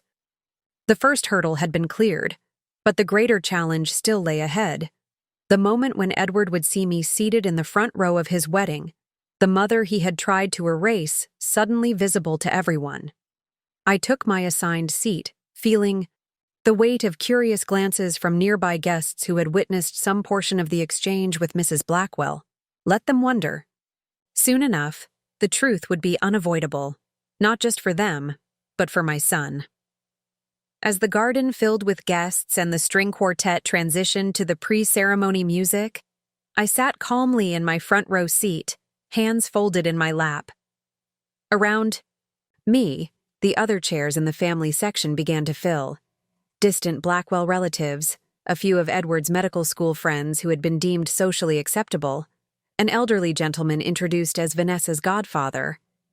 Each newcomer to our row glanced at me with polite curiosity, clearly wondering who I was, but too well-mannered to ask directly. Across the aisle, I spotted Ida May entering with Mabel from the diner and 2 other friends from my neighborhood, all dressed in their Sunday best. They had been invited as my personal guests, a detail Marjorie had added to the arrangements. Ida May caught my eye and gave me a subtle thumbs up, which I acknowledged with a small nod. Their presence fortified me, reminding me that I wasn't alone in this moment of confrontation. A flurry of activity near the garden entrance signaled the arrival of more important guests. Mr. Blackwell, distinguished in his tuxedo, was escorting what appeared to be the governor's wife to her seat. As they passed our row, his eyes landed on me, narrowed in confusion, then widened in recognition. He faltered mid-sentence, nearly stumbling on the white runner that formed the aisle. Mrs. Blackwell appeared at his side almost instantly, whispering urgently in his ear. His face darkened and he shot me a look that would have withered a lesser woman. I responded with a pleasant smile, as if we were old acquaintances greeting each other at a social function. The disruption was minor, but I noticed several guests watching the exchange with interest. The Blackwells' carefully constructed facade was already showing cracks, and the ceremony hadn't even begun. A few minutes later, as the music shifted to signal the approaching start of the ceremony, a young usher appeared at my side. "Mrs. Thompson?" he whispered. "Mr. Blackwell would like a word with you, privately." "How kind," I replied at normal volume. "But the ceremony is about to begin. Please tell him I'd be delighted to speak with him at the reception." The usher looked uncomfortable. "He was quite insistent, ma'am." "I'm sure he was," I acknowledged, with a sympathetic smile. "But I wouldn't miss my son's entrance for the world. Family obligation, you understand." My emphasis on family was deliberate and not lost on the nearby guests, who were now openly watching our exchange. The usher, realizing he was creating exactly the kind of scene the Blackwells had hoped to avoid, retreated with a brief nod. Just then, the side door to the garden opened, and Edward emerged with the officiant and groomsmen. He looked handsome in his tuxedo, but tense, his eyes scanning the assembled guests. I knew the exact moment he saw me. His step faltered, and his face drained of color. For a long moment, we locked eyes across the garden. I didn't smile, didn't wave, didn't make any gesture that might humiliate him further. I simply held his gaze steadily, allowing him to see the mother he had tried to erase, now sitting exactly where she belonged. Edward's best man, noticing his distress, whispered something in his ear. Edward nodded mechanically and continued to his position at the altar, though his eyes kept darting back to me, as if he couldn't quite believe what he was seeing. The music swelled, signaling the start of the processional. The bridesmaids began, their graceful walk down the aisle, followed by the flower girl scattering rose petals. Finally, the string quartet transitioned to the bridal march, and everyone stood as Vanessa appeared on her father's arm, resplendent in her designer gown. She was genuinely beautiful in that moment, her face glowing with the special radiance of a bride. But as they processed down the aisle and passed where I stood, her eyes met mine briefly, and her smile faltered. Mr. Blackwell's arm tightened around his daughter's. His jaw clenched as he deliberately avoided looking in my direction. When they reached the altar, Mr. Blackwell placed Vanessa's hand in Edward's with a formal gesture, then took his seat beside his wife in the front row opposite me. The symbolism wasn't lost on anyone watching. On one side of the aisle, the Blackwells with their wealth and social connections. On the other, me, the mother Edward had tried to hide. The officiant began the ceremony, speaking of love and commitment, of two lives joining together. Edward seemed to regain his composure somewhat, focusing on Vanessa and the words being spoken. But twice during the readings, I caught him glancing in my direction, his expression unreadable. When the time came for the exchange of vows, Edward's voice was steady as he promised to love and cherish Vanessa for all the days of his life. Vanessa, in turn, recited her vows clearly, though her eyes darted nervously toward me once, as if she expected me to object at any moment. But I remained silent and dignified, my presence alone making the statement I had come to make. I was Edward's. Mother had raised him, loved him, sacrificed for him. No amount of social climbing or reinvention could erase that fundamental truth. After the rings were exchanged and the pronouncement made, the new couple turned to face their guests as the officiant introduced Dr. and Mrs. Edward Thompson. They proceeded back down the aisle, Edward studiously avoiding eye contact with me as they passed. As the guests began to rise and move toward the cocktail reception area, Mrs. Blackwell made a beeline for me, her husband at her side. "I don't know how you managed to insert yourself into this ceremony," she hissed, keeping her voice low. "But this charade ends now.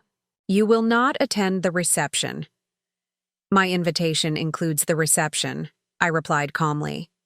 "Table 1, as I mentioned." Mr. Blackwell stepped closer, his voice a controlled rumble. "Mrs. Thompson, let's be reasonable.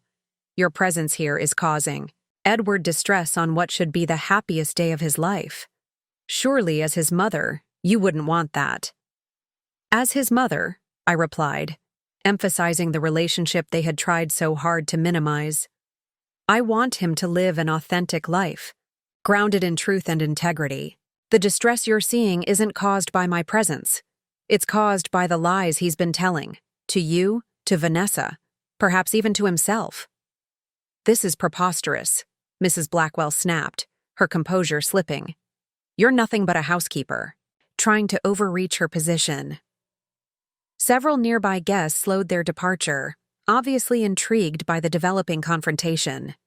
Among them was an elegant woman I recognized from photographs as the editor of Southern Living, her professional interest clearly piqued by the unexpected drama. "Victoria," Mr. Blackwell warned, noticing the audience they were attracting. "Not here." But Mrs. Blackwell was too angry to heed his caution. "You should have stayed where you belong, in the staff area, if anywhere. Do you have any idea how much planning went into creating the right impression today? The connections being formed? And now you've made a spectacle of yourself." I smiled, genuinely amused by her lack of self-awareness. "I'm not the one making a spectacle, Mrs. Blackwell. I'm simply a mother attending her son's wedding. You're the one causing a scene." She opened her mouth to retort, but at that moment, Ida May and my other friends approached, effectively creating a protective circle around me. "Is there a problem here?"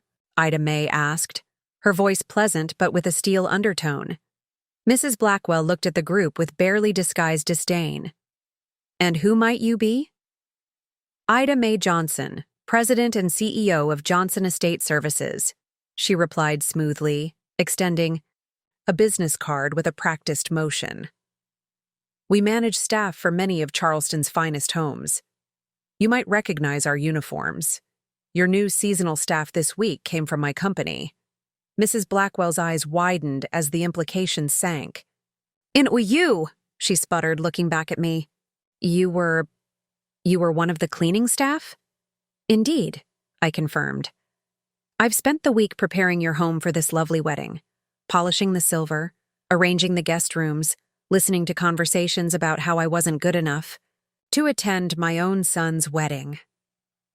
The Southern Living editor had moved close enough to overhear the exchange, her interest now unmistakable. Mr. Blackwell, noting her presence with alarm, took his wife's arm firmly. "Victoria, we need to greet the Andersons," he said with forced joviality. "Mrs. Thompson, we'll continue this discussion another time." As they retreated, Mabel snorted softly. "That woman has the warmth of a freezer burn." "And half the charm," added Ida May, linking her arm through mine. "You're doing wonderfully, Ellie. How are you feeling?" "Surprisingly calm," I admitted. "I expected to be more nervous, but now that I'm here, it feels right. Like I'm finally standing up for something important." "You are," she assured me. "Now let's head to that reception. If the ceremony was any indication, the main event is yet to come."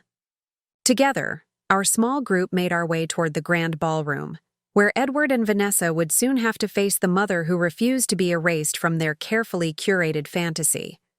The grand ballroom of the Blackwell estate had been transformed into a vision from a luxury wedding magazine. Crystal chandeliers cast a soft glow over tables adorned with elaborate floral centerpieces. A string orchestra played from a raised platform, and waitstaff in formal attire circulated with champagne and hors d'oeuvre.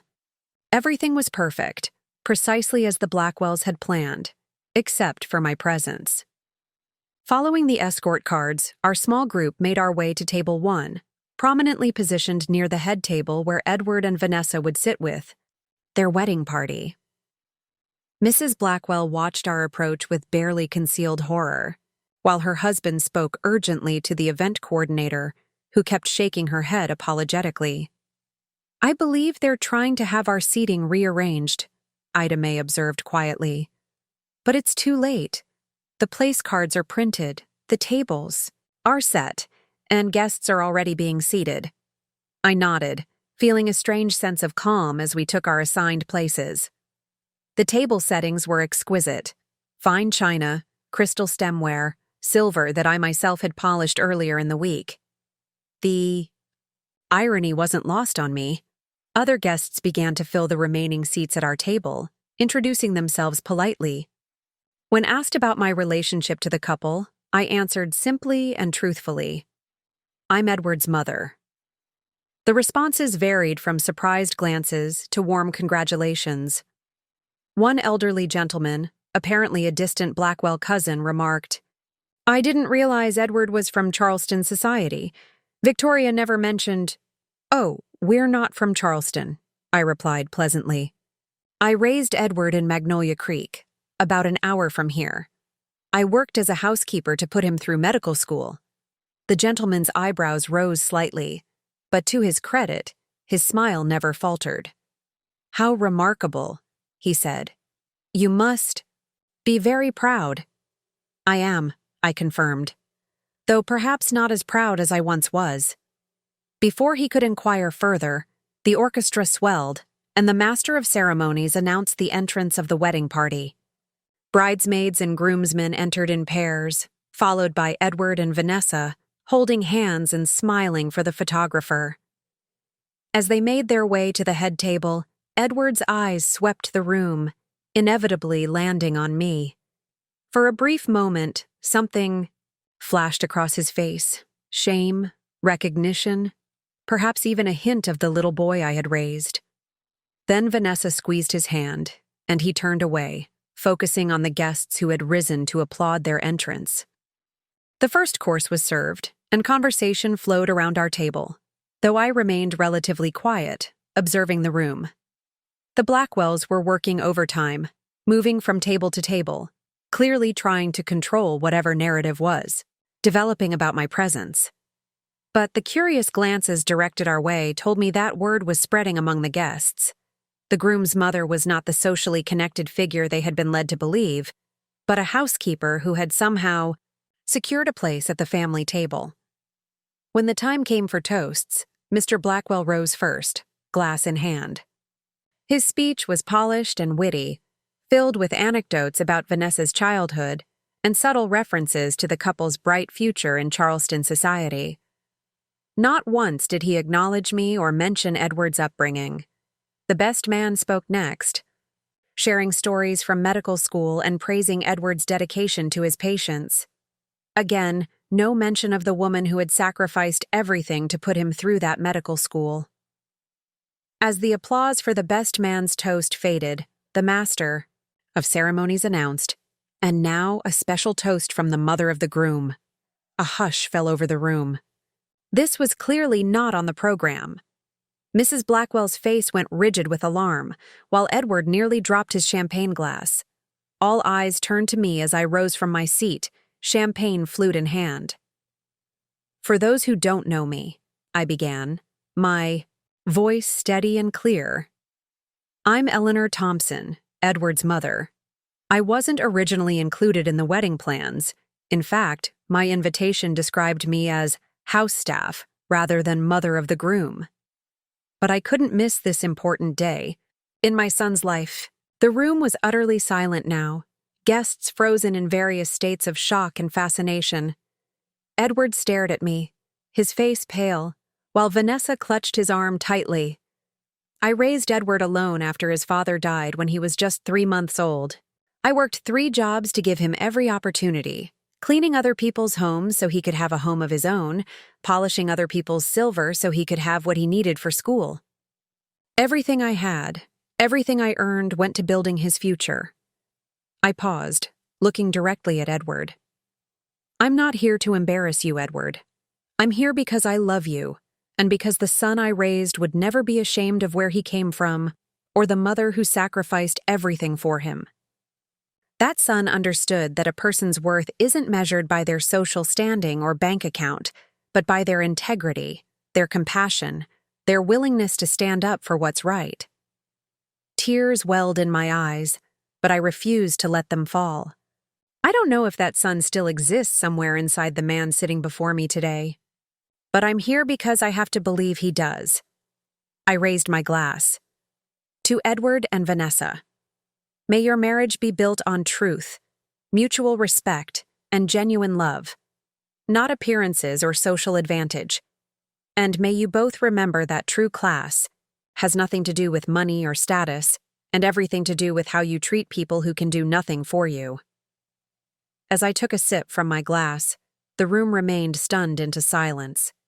Then, from somewhere in the back, a single person began to applaud. Others joined in, slowly at first, then with gathering momentum until most of the room was applauding, not out of social obligation, but in genuine appreciation of the truth they had just witnessed. The applause eventually faded, but the impact of my words lingered in the ballroom like a thunderclap's echo. As I returned to my seat, the orchestra hastily began to play, trying to restore the celebratory atmosphere.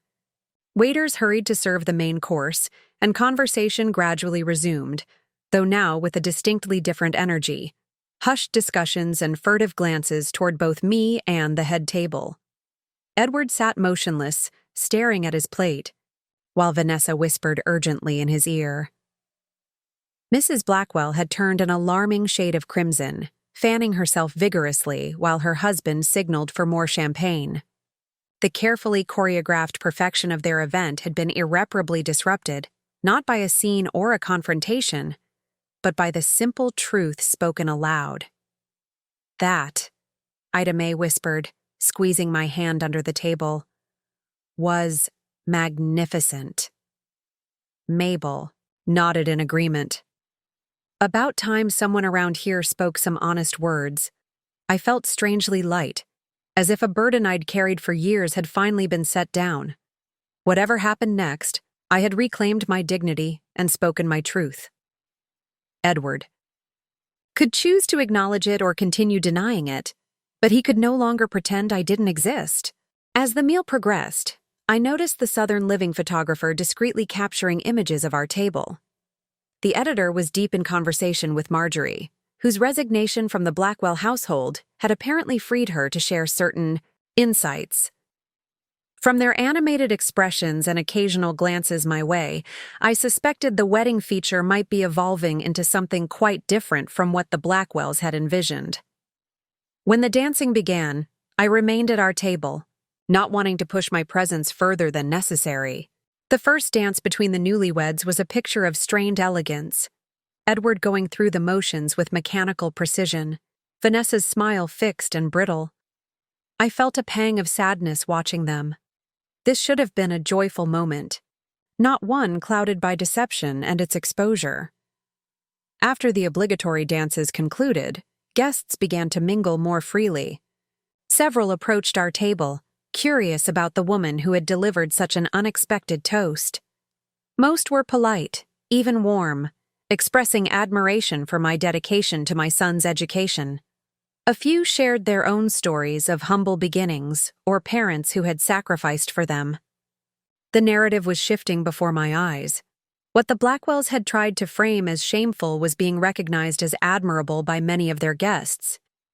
I was chatting with a kind elderly woman who had worked as a teacher for 40 years when I sensed someone approaching from behind. Turning, I found Edward standing there, his expression a complex mixture of emotions I couldn't fully decipher. "Mom," he said, his voice strained. "May I speak with you? Privately?" I nodded and excused myself, following him to a small anteroom off the main ballroom. He closed the door behind us, then stood awkwardly, as if unsure how to begin. "That was quite a toast," he finally said. "It was the truth," I replied simply. He ran a hand through his carefully styled hair, disrupting its perfection. "Do you have any idea what you've done? The Blackwells are humiliated. Vanessa is in tears. The hospital board members are asking questions I can't answer." "I didn't mention the Blackwells in my toast, Edward. I spoke only about you and me, and the values I tried to instill in you. If they're humiliated, perhaps it's because their own values don't stand up to scrutiny." He paced the small room, agitation evident in every movement. "This isn't just about values, Mom. It's about relationships, connections, opportunities. Mr. Blackwell was going to help secure my position on the hospital board. Now he's barely speaking to me." "Because your mother is a housekeeper?" I asked. "Or because you lied about it? Because I suspect it's the deception, not the truth, that has caused the real damage today." Edward stopped pacing, his shoulders slumping slightly. "You don't understand their world." "No," I agreed. "And from what I've seen this week, I don't want to. It's a world built on appearances and social hierarchies, where people are valued for their connections rather than their character." I stepped closer to him. "But that's not the world I raised you for, Edward. I raised you to be honest, to work hard, to treat everyone with respect, regardless of their position." "I do respect you," he insisted, but his eyes couldn't meet mine. "Respect isn't just words, Edward. It's actions. Inviting your mother to your wedding as a guest, not staff. Being honest about your background instead of creating elaborate fictions. Not plotting to sell her home without her knowledge." He flinched at that last point. "How did you—" "I told you. I heard everything while working here this week. The Blackwells aren't as discreet as they think when the help is around." Edward leaned against the wall, suddenly looking exhausted. "What do you want from me, Mom? What would make this right?" The question caught me off guard. What did I want? Not revenge or public humiliation. Not even an apology, though that would be a start. What I truly wanted was something no confrontation could guarantee. I want my son back, I said simply. The one who understood that dignity isn't bestowed by social status, but earned through one's actions. The one who was proud of his mother's hard work, not ashamed of it. Edward was silent for a long moment, seemingly wrestling with himself. When he finally spoke, his voice was barely audible. I don't know if I can be that person anymore. I don't know if I even remember how. The admission, painful as it was, felt like the first honest thing he'd said to me in years. Not a defense or a justification, but a recognition of how far he had strayed from himself. That's a start, I said softly. Honesty, even difficult honesty, is always a start. A knock at the door interrupted us. Vanessa entered without waiting for a response, her face tight with controlled fury. Edward, your presence is required. The Andersons are asking about the hospital expansion plans. She barely acknowledged me with a curt nod before turning back to Edward. Now, Edward, we need to salvage what we can from this situation. He hesitated, looking between us as if physically caught between two worlds, the authentic one he had come from and the artificial one he was struggling to join. Go, I told him gently. It's your wedding day. We can talk more another time. As he followed Vanessa out the door, he paused briefly. Mom, Whatever he wanted to say remained unspoken as Vanessa pulled him back into the ballroom, back into the performance their life together had become. I remained in the anteroom for a moment, collecting myself. The conversation had been difficult, but necessary. Edward was still lost in the Blackwell's world, but perhaps a small crack had appeared in the facade he had constructed, a space where truth might eventually find its way in. When I rejoined my friends at our table, I found the reception beginning to wind down. Many guests had already departed, including some of the hospital board members Edward had been so concerned about impressing. The Blackwells were engaged in damage control, moving from group to group with strained smiles and hushed explanations. Ready to leave? Ida May asked gently.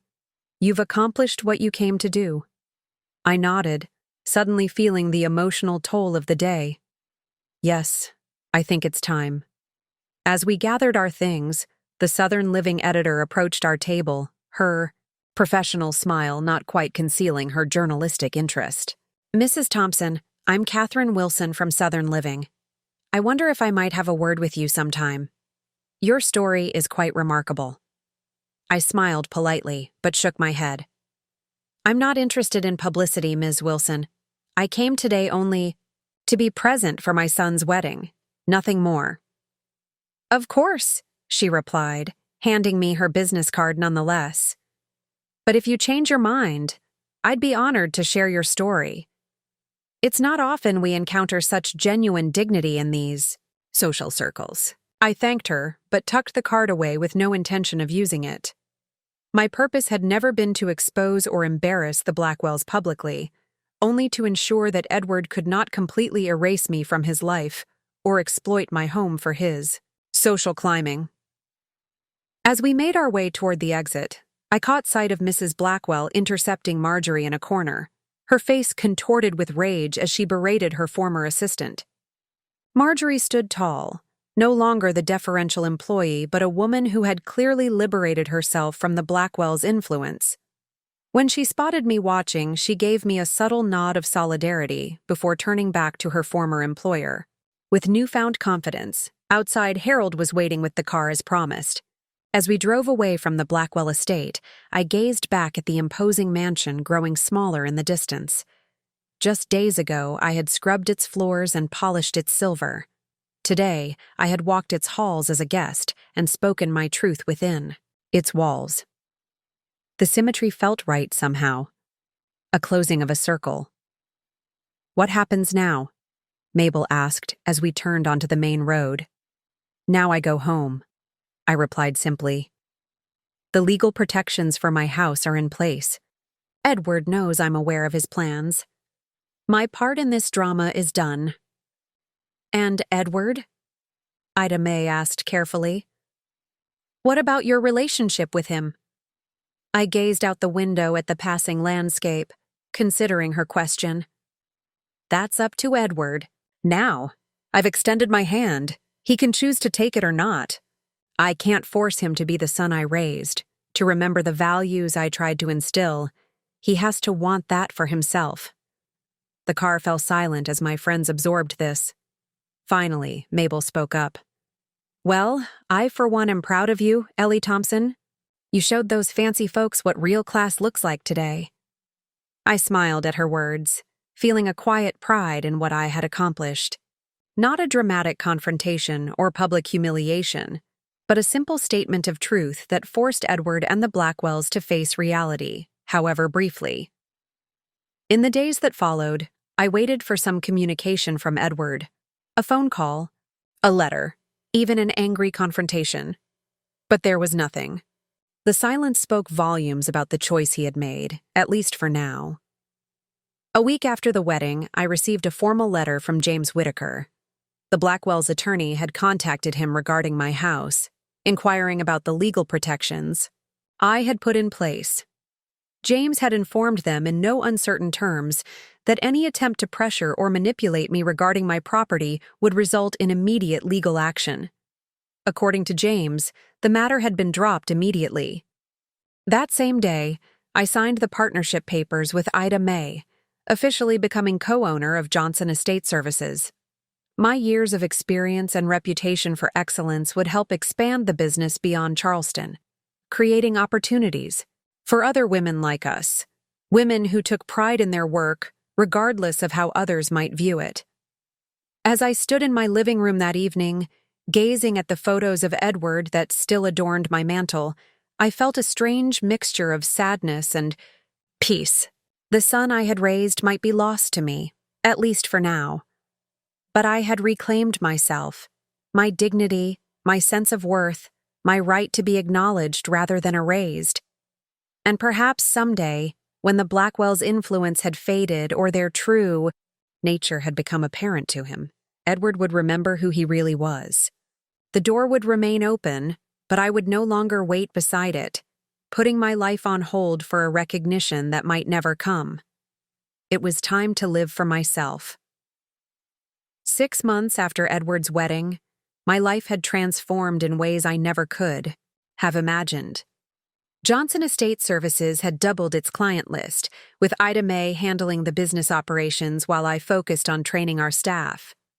We specialized in what we called heritage housekeeping, the proper care of antiques, heirlooms, and fine furnishings. Our reputation for excellence had spread throughout Charleston's elite circles, and ironically, we now commanded premium rates from the very families who might once have looked down on us. The Blackwells were not among our clients. My modest home had undergone changes too. With my newfound financial security, I'd made improvements I'd long postponed: a new roof, updated appliances, a small garden patio where I could enjoy my morning coffee. But I hadn't sold or moved, despite now being able to afford something grander. This house held the memories of my life with Robert and raising Edward. It was mine, truly mine, and I no longer felt any need to apologize for its simplicity or justify my attachment to it. I was enjoying this peaceful evening on my new patio, watching the sunset with a glass of iced tea, when I heard a car pull into my driveway. Through the trellis of climbing roses, I caught a glimpse of a familiar figure approaching my front door. Edward. I hadn't seen or heard from him since the wedding, though I'd followed his life from a distance through mutual acquaintances. The honeymoon in Europe had been cut short. He and Vanessa had moved into a modest condominium rather than the riverside house they'd coveted. And most notably, the hospital board position had gone to another doctor. Apparently, questions about character and transparency had been raised during the selection process. I remained seated, letting him knock and wait, giving myself time to prepare for whatever this visit might bring. When I finally rounded the house to greet him, he looked startled by my appearance. I realized he was seeing me through new eyes, not as his housekeeper mother in practical clothes with work-worn hands, but as a successful businesswoman in a casual but elegant outfit, looking more rested and confident than I had in years. "Mom," he said, his voice uncertain, "you look different." "I am different," I replied simply. "Would you like to come in?" He followed me through the house, his eyes taking in the subtle changes: new curtains, reupholstered furniture, fresh paint. We settled in the living room, where photos of him still held places of honor despite everything that had transpired. "I heard about your business with Mrs. Johnson," he said, breaking the awkward silence. "Congratulations." "Thank you. It's been rewarding." I studied him as we spoke, noting the changes in him as well. He looked thinner, tired around the eyes, less polished than he had on his wedding day. "How are you and Vanessa?" He glanced down at his hands. "We're adjusting." The Blackwells weren't pleased about how things unfolded at the wedding. Mr. Blackwell withdrew some of his promises regarding my career advancement. I nodded, not surprised.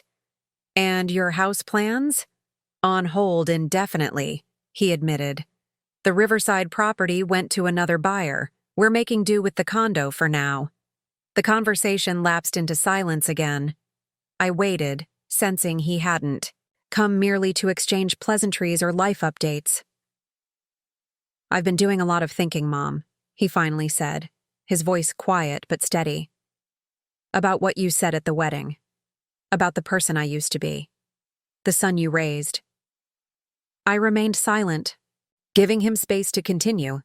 "I don't like who I've become," he confessed, the words seeming to cost him considerable effort. "Trying to be what the Blackwells wanted, hiding who I really am, where I came from. It's exhausting. And the worst part is, I'm not even sure it's worth it anymore." "What does Vanessa think about all this?" I asked carefully. "She's struggling too. The life her parents promised us hasn't materialized. We're finding out the hard way that their influence and wealth weren't exactly what they appeared to be." He paused, meeting my eyes directly for the first time. "You tried to tell me that, didn't you? That day when you came to the house before the wedding." I nodded. "I discovered quite a lot while cleaning their home. But you weren't ready to hear it then." "No," he agreed. "I wasn't." He leaned forward, elbows on his knees. "I came to apologize, Mom. Not just for the wedding, but for everything. For being ashamed of you. For lying about who you were. For trying to use your home to prop up my fantasy. Life with the Blackwells. I was wrong. So wrong." The apology was what I had hoped for, but had stopped expecting. Yet, now that it had come, I found myself cautious, wondering if this was another moment of manipulation. Perhaps the Blackwells' financial situation had worsened, and Edward needed my help again. "What is it you want from me now, Edward?" I asked. Directly. He looked surprised, then saddened by my suspicion. "Nothing, Mom.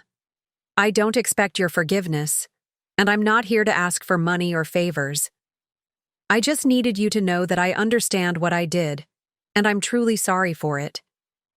As he spoke, I searched his face for signs of the son I had raised, the honest, kind-hearted boy who had existed before ambition and social climbing had twisted his values. For the first time in years, I thought I glimpsed that person again, in his eyes. Edward's apology hung in the air between us, sincere but fragile.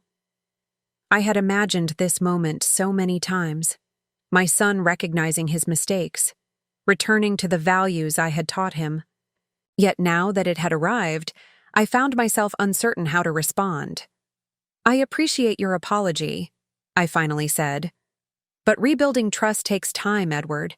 It's not accomplished in a single conversation." He nodded, accepting this truth without protest. "I know. I don't expect things to go back to how they were. Too much has happened. He glanced around the living room, his eyes lingering on a photo of himself in his white coat at medical school graduation. I just miss who I was before. All this. Before I started believing that status and connections were more important than integrity and hard work. That person still exists, I told him. Beneath all the pretense and social climbing, the doctor who wanted to help people, the boy who understood the value of honest work, he's still there. The question is whether you're willing to reclaim him, even if it means giving up the life you thought you wanted. Edward was silent for a long moment, considering my words. I'm trying, he finally said. It's not easy. Vanessa and we're redefining what we want, what matters. Her parents are pressuring us to maintain appearances, to keep playing the game, but we're starting to question whether it's worth the cost. And what do you think? I asked, my voice gentle now. I think, he said slowly, that I've never been more miserable than when I was trying to be someone I'm not, when I was ashamed of you, the person who sacrificed everything for me. His voice cracked slightly. I think I'd rather be a doctor who comes from honest working-class roots than a social climber who denies his own mother. For the first time that evening, I reached across and took his hand. It was a small gesture, but a significant one. A tentative bridge across the chasm that had grown between us. The door is open, Edward, I said softly. It always has been. But you need to walk through it yourself, in your own time, for your own reasons. Not because the Blackwells disappointed you, or because their promises fell through, but because you genuinely want to reclaim the person you were meant to be. Squeezed my hand, tears gathering in his eyes. I know, and I will. We talked for another hour, not about the wedding or the Blackwells, but about his work at the hospital, about my business partnership with Ida May, about ordinary things that mattered. When he finally rose to leave, something had shifted between us. Not a complete restoration of what was lost, but a tentative beginning of something new. Can I come again next week? He asked at the door. Maybe for dinner? Vanessa might come too, if that's okay. She has some things she'd like to say to you as well. I'd like that, I replied, and I meant it. After he left, I returned to my patio, watching as the last rays of sunset faded into twilight. The garden I'd planted was just beginning to bloom, new life emerging from soil I'd tended with my own hands. How fitting, I thought, that growth often requires disturbance, the turning of soil, the breaking of seed casings, the difficult emergence into light. My confrontation with Edward at the wedding had been painful, but perhaps necessary for this new beginning. Looking back on the journey that had brought me here, I could trace the path from pain to clarity, from betrayal to self-reclamation. The housekeeper who had once been ashamed to attend her son's wedding had become a woman who stood firmly in her own worth, who had built a successful business from the very skills others had dismissed. The wisdom I had gained came not from books or education, but from lived experience. True dignity isn't granted by social position or wealth, but by how we treat others and ourselves. Real respect can't be demanded or purchased. It must be earned through integrity and authenticity. And sometimes, the greatest act of love is not endless sacrifice, but standing firmly for the truth, even when it's unwelcome. As stars began to appear in the darkening sky, I felt a deep peace settle over me. Whatever happened with Edward going forward, whether our relationship fully healed or not, I had found my own path. I had reclaimed myself. And that, I realized, had been the most important journey all along. Up next, you've got 2 more standout stories right on your screen. If this one hit the mark, you won't want to pass these up. Just click and check them out. And don't forget to subscribe and turn on the notification bell so you don't miss any upload from us.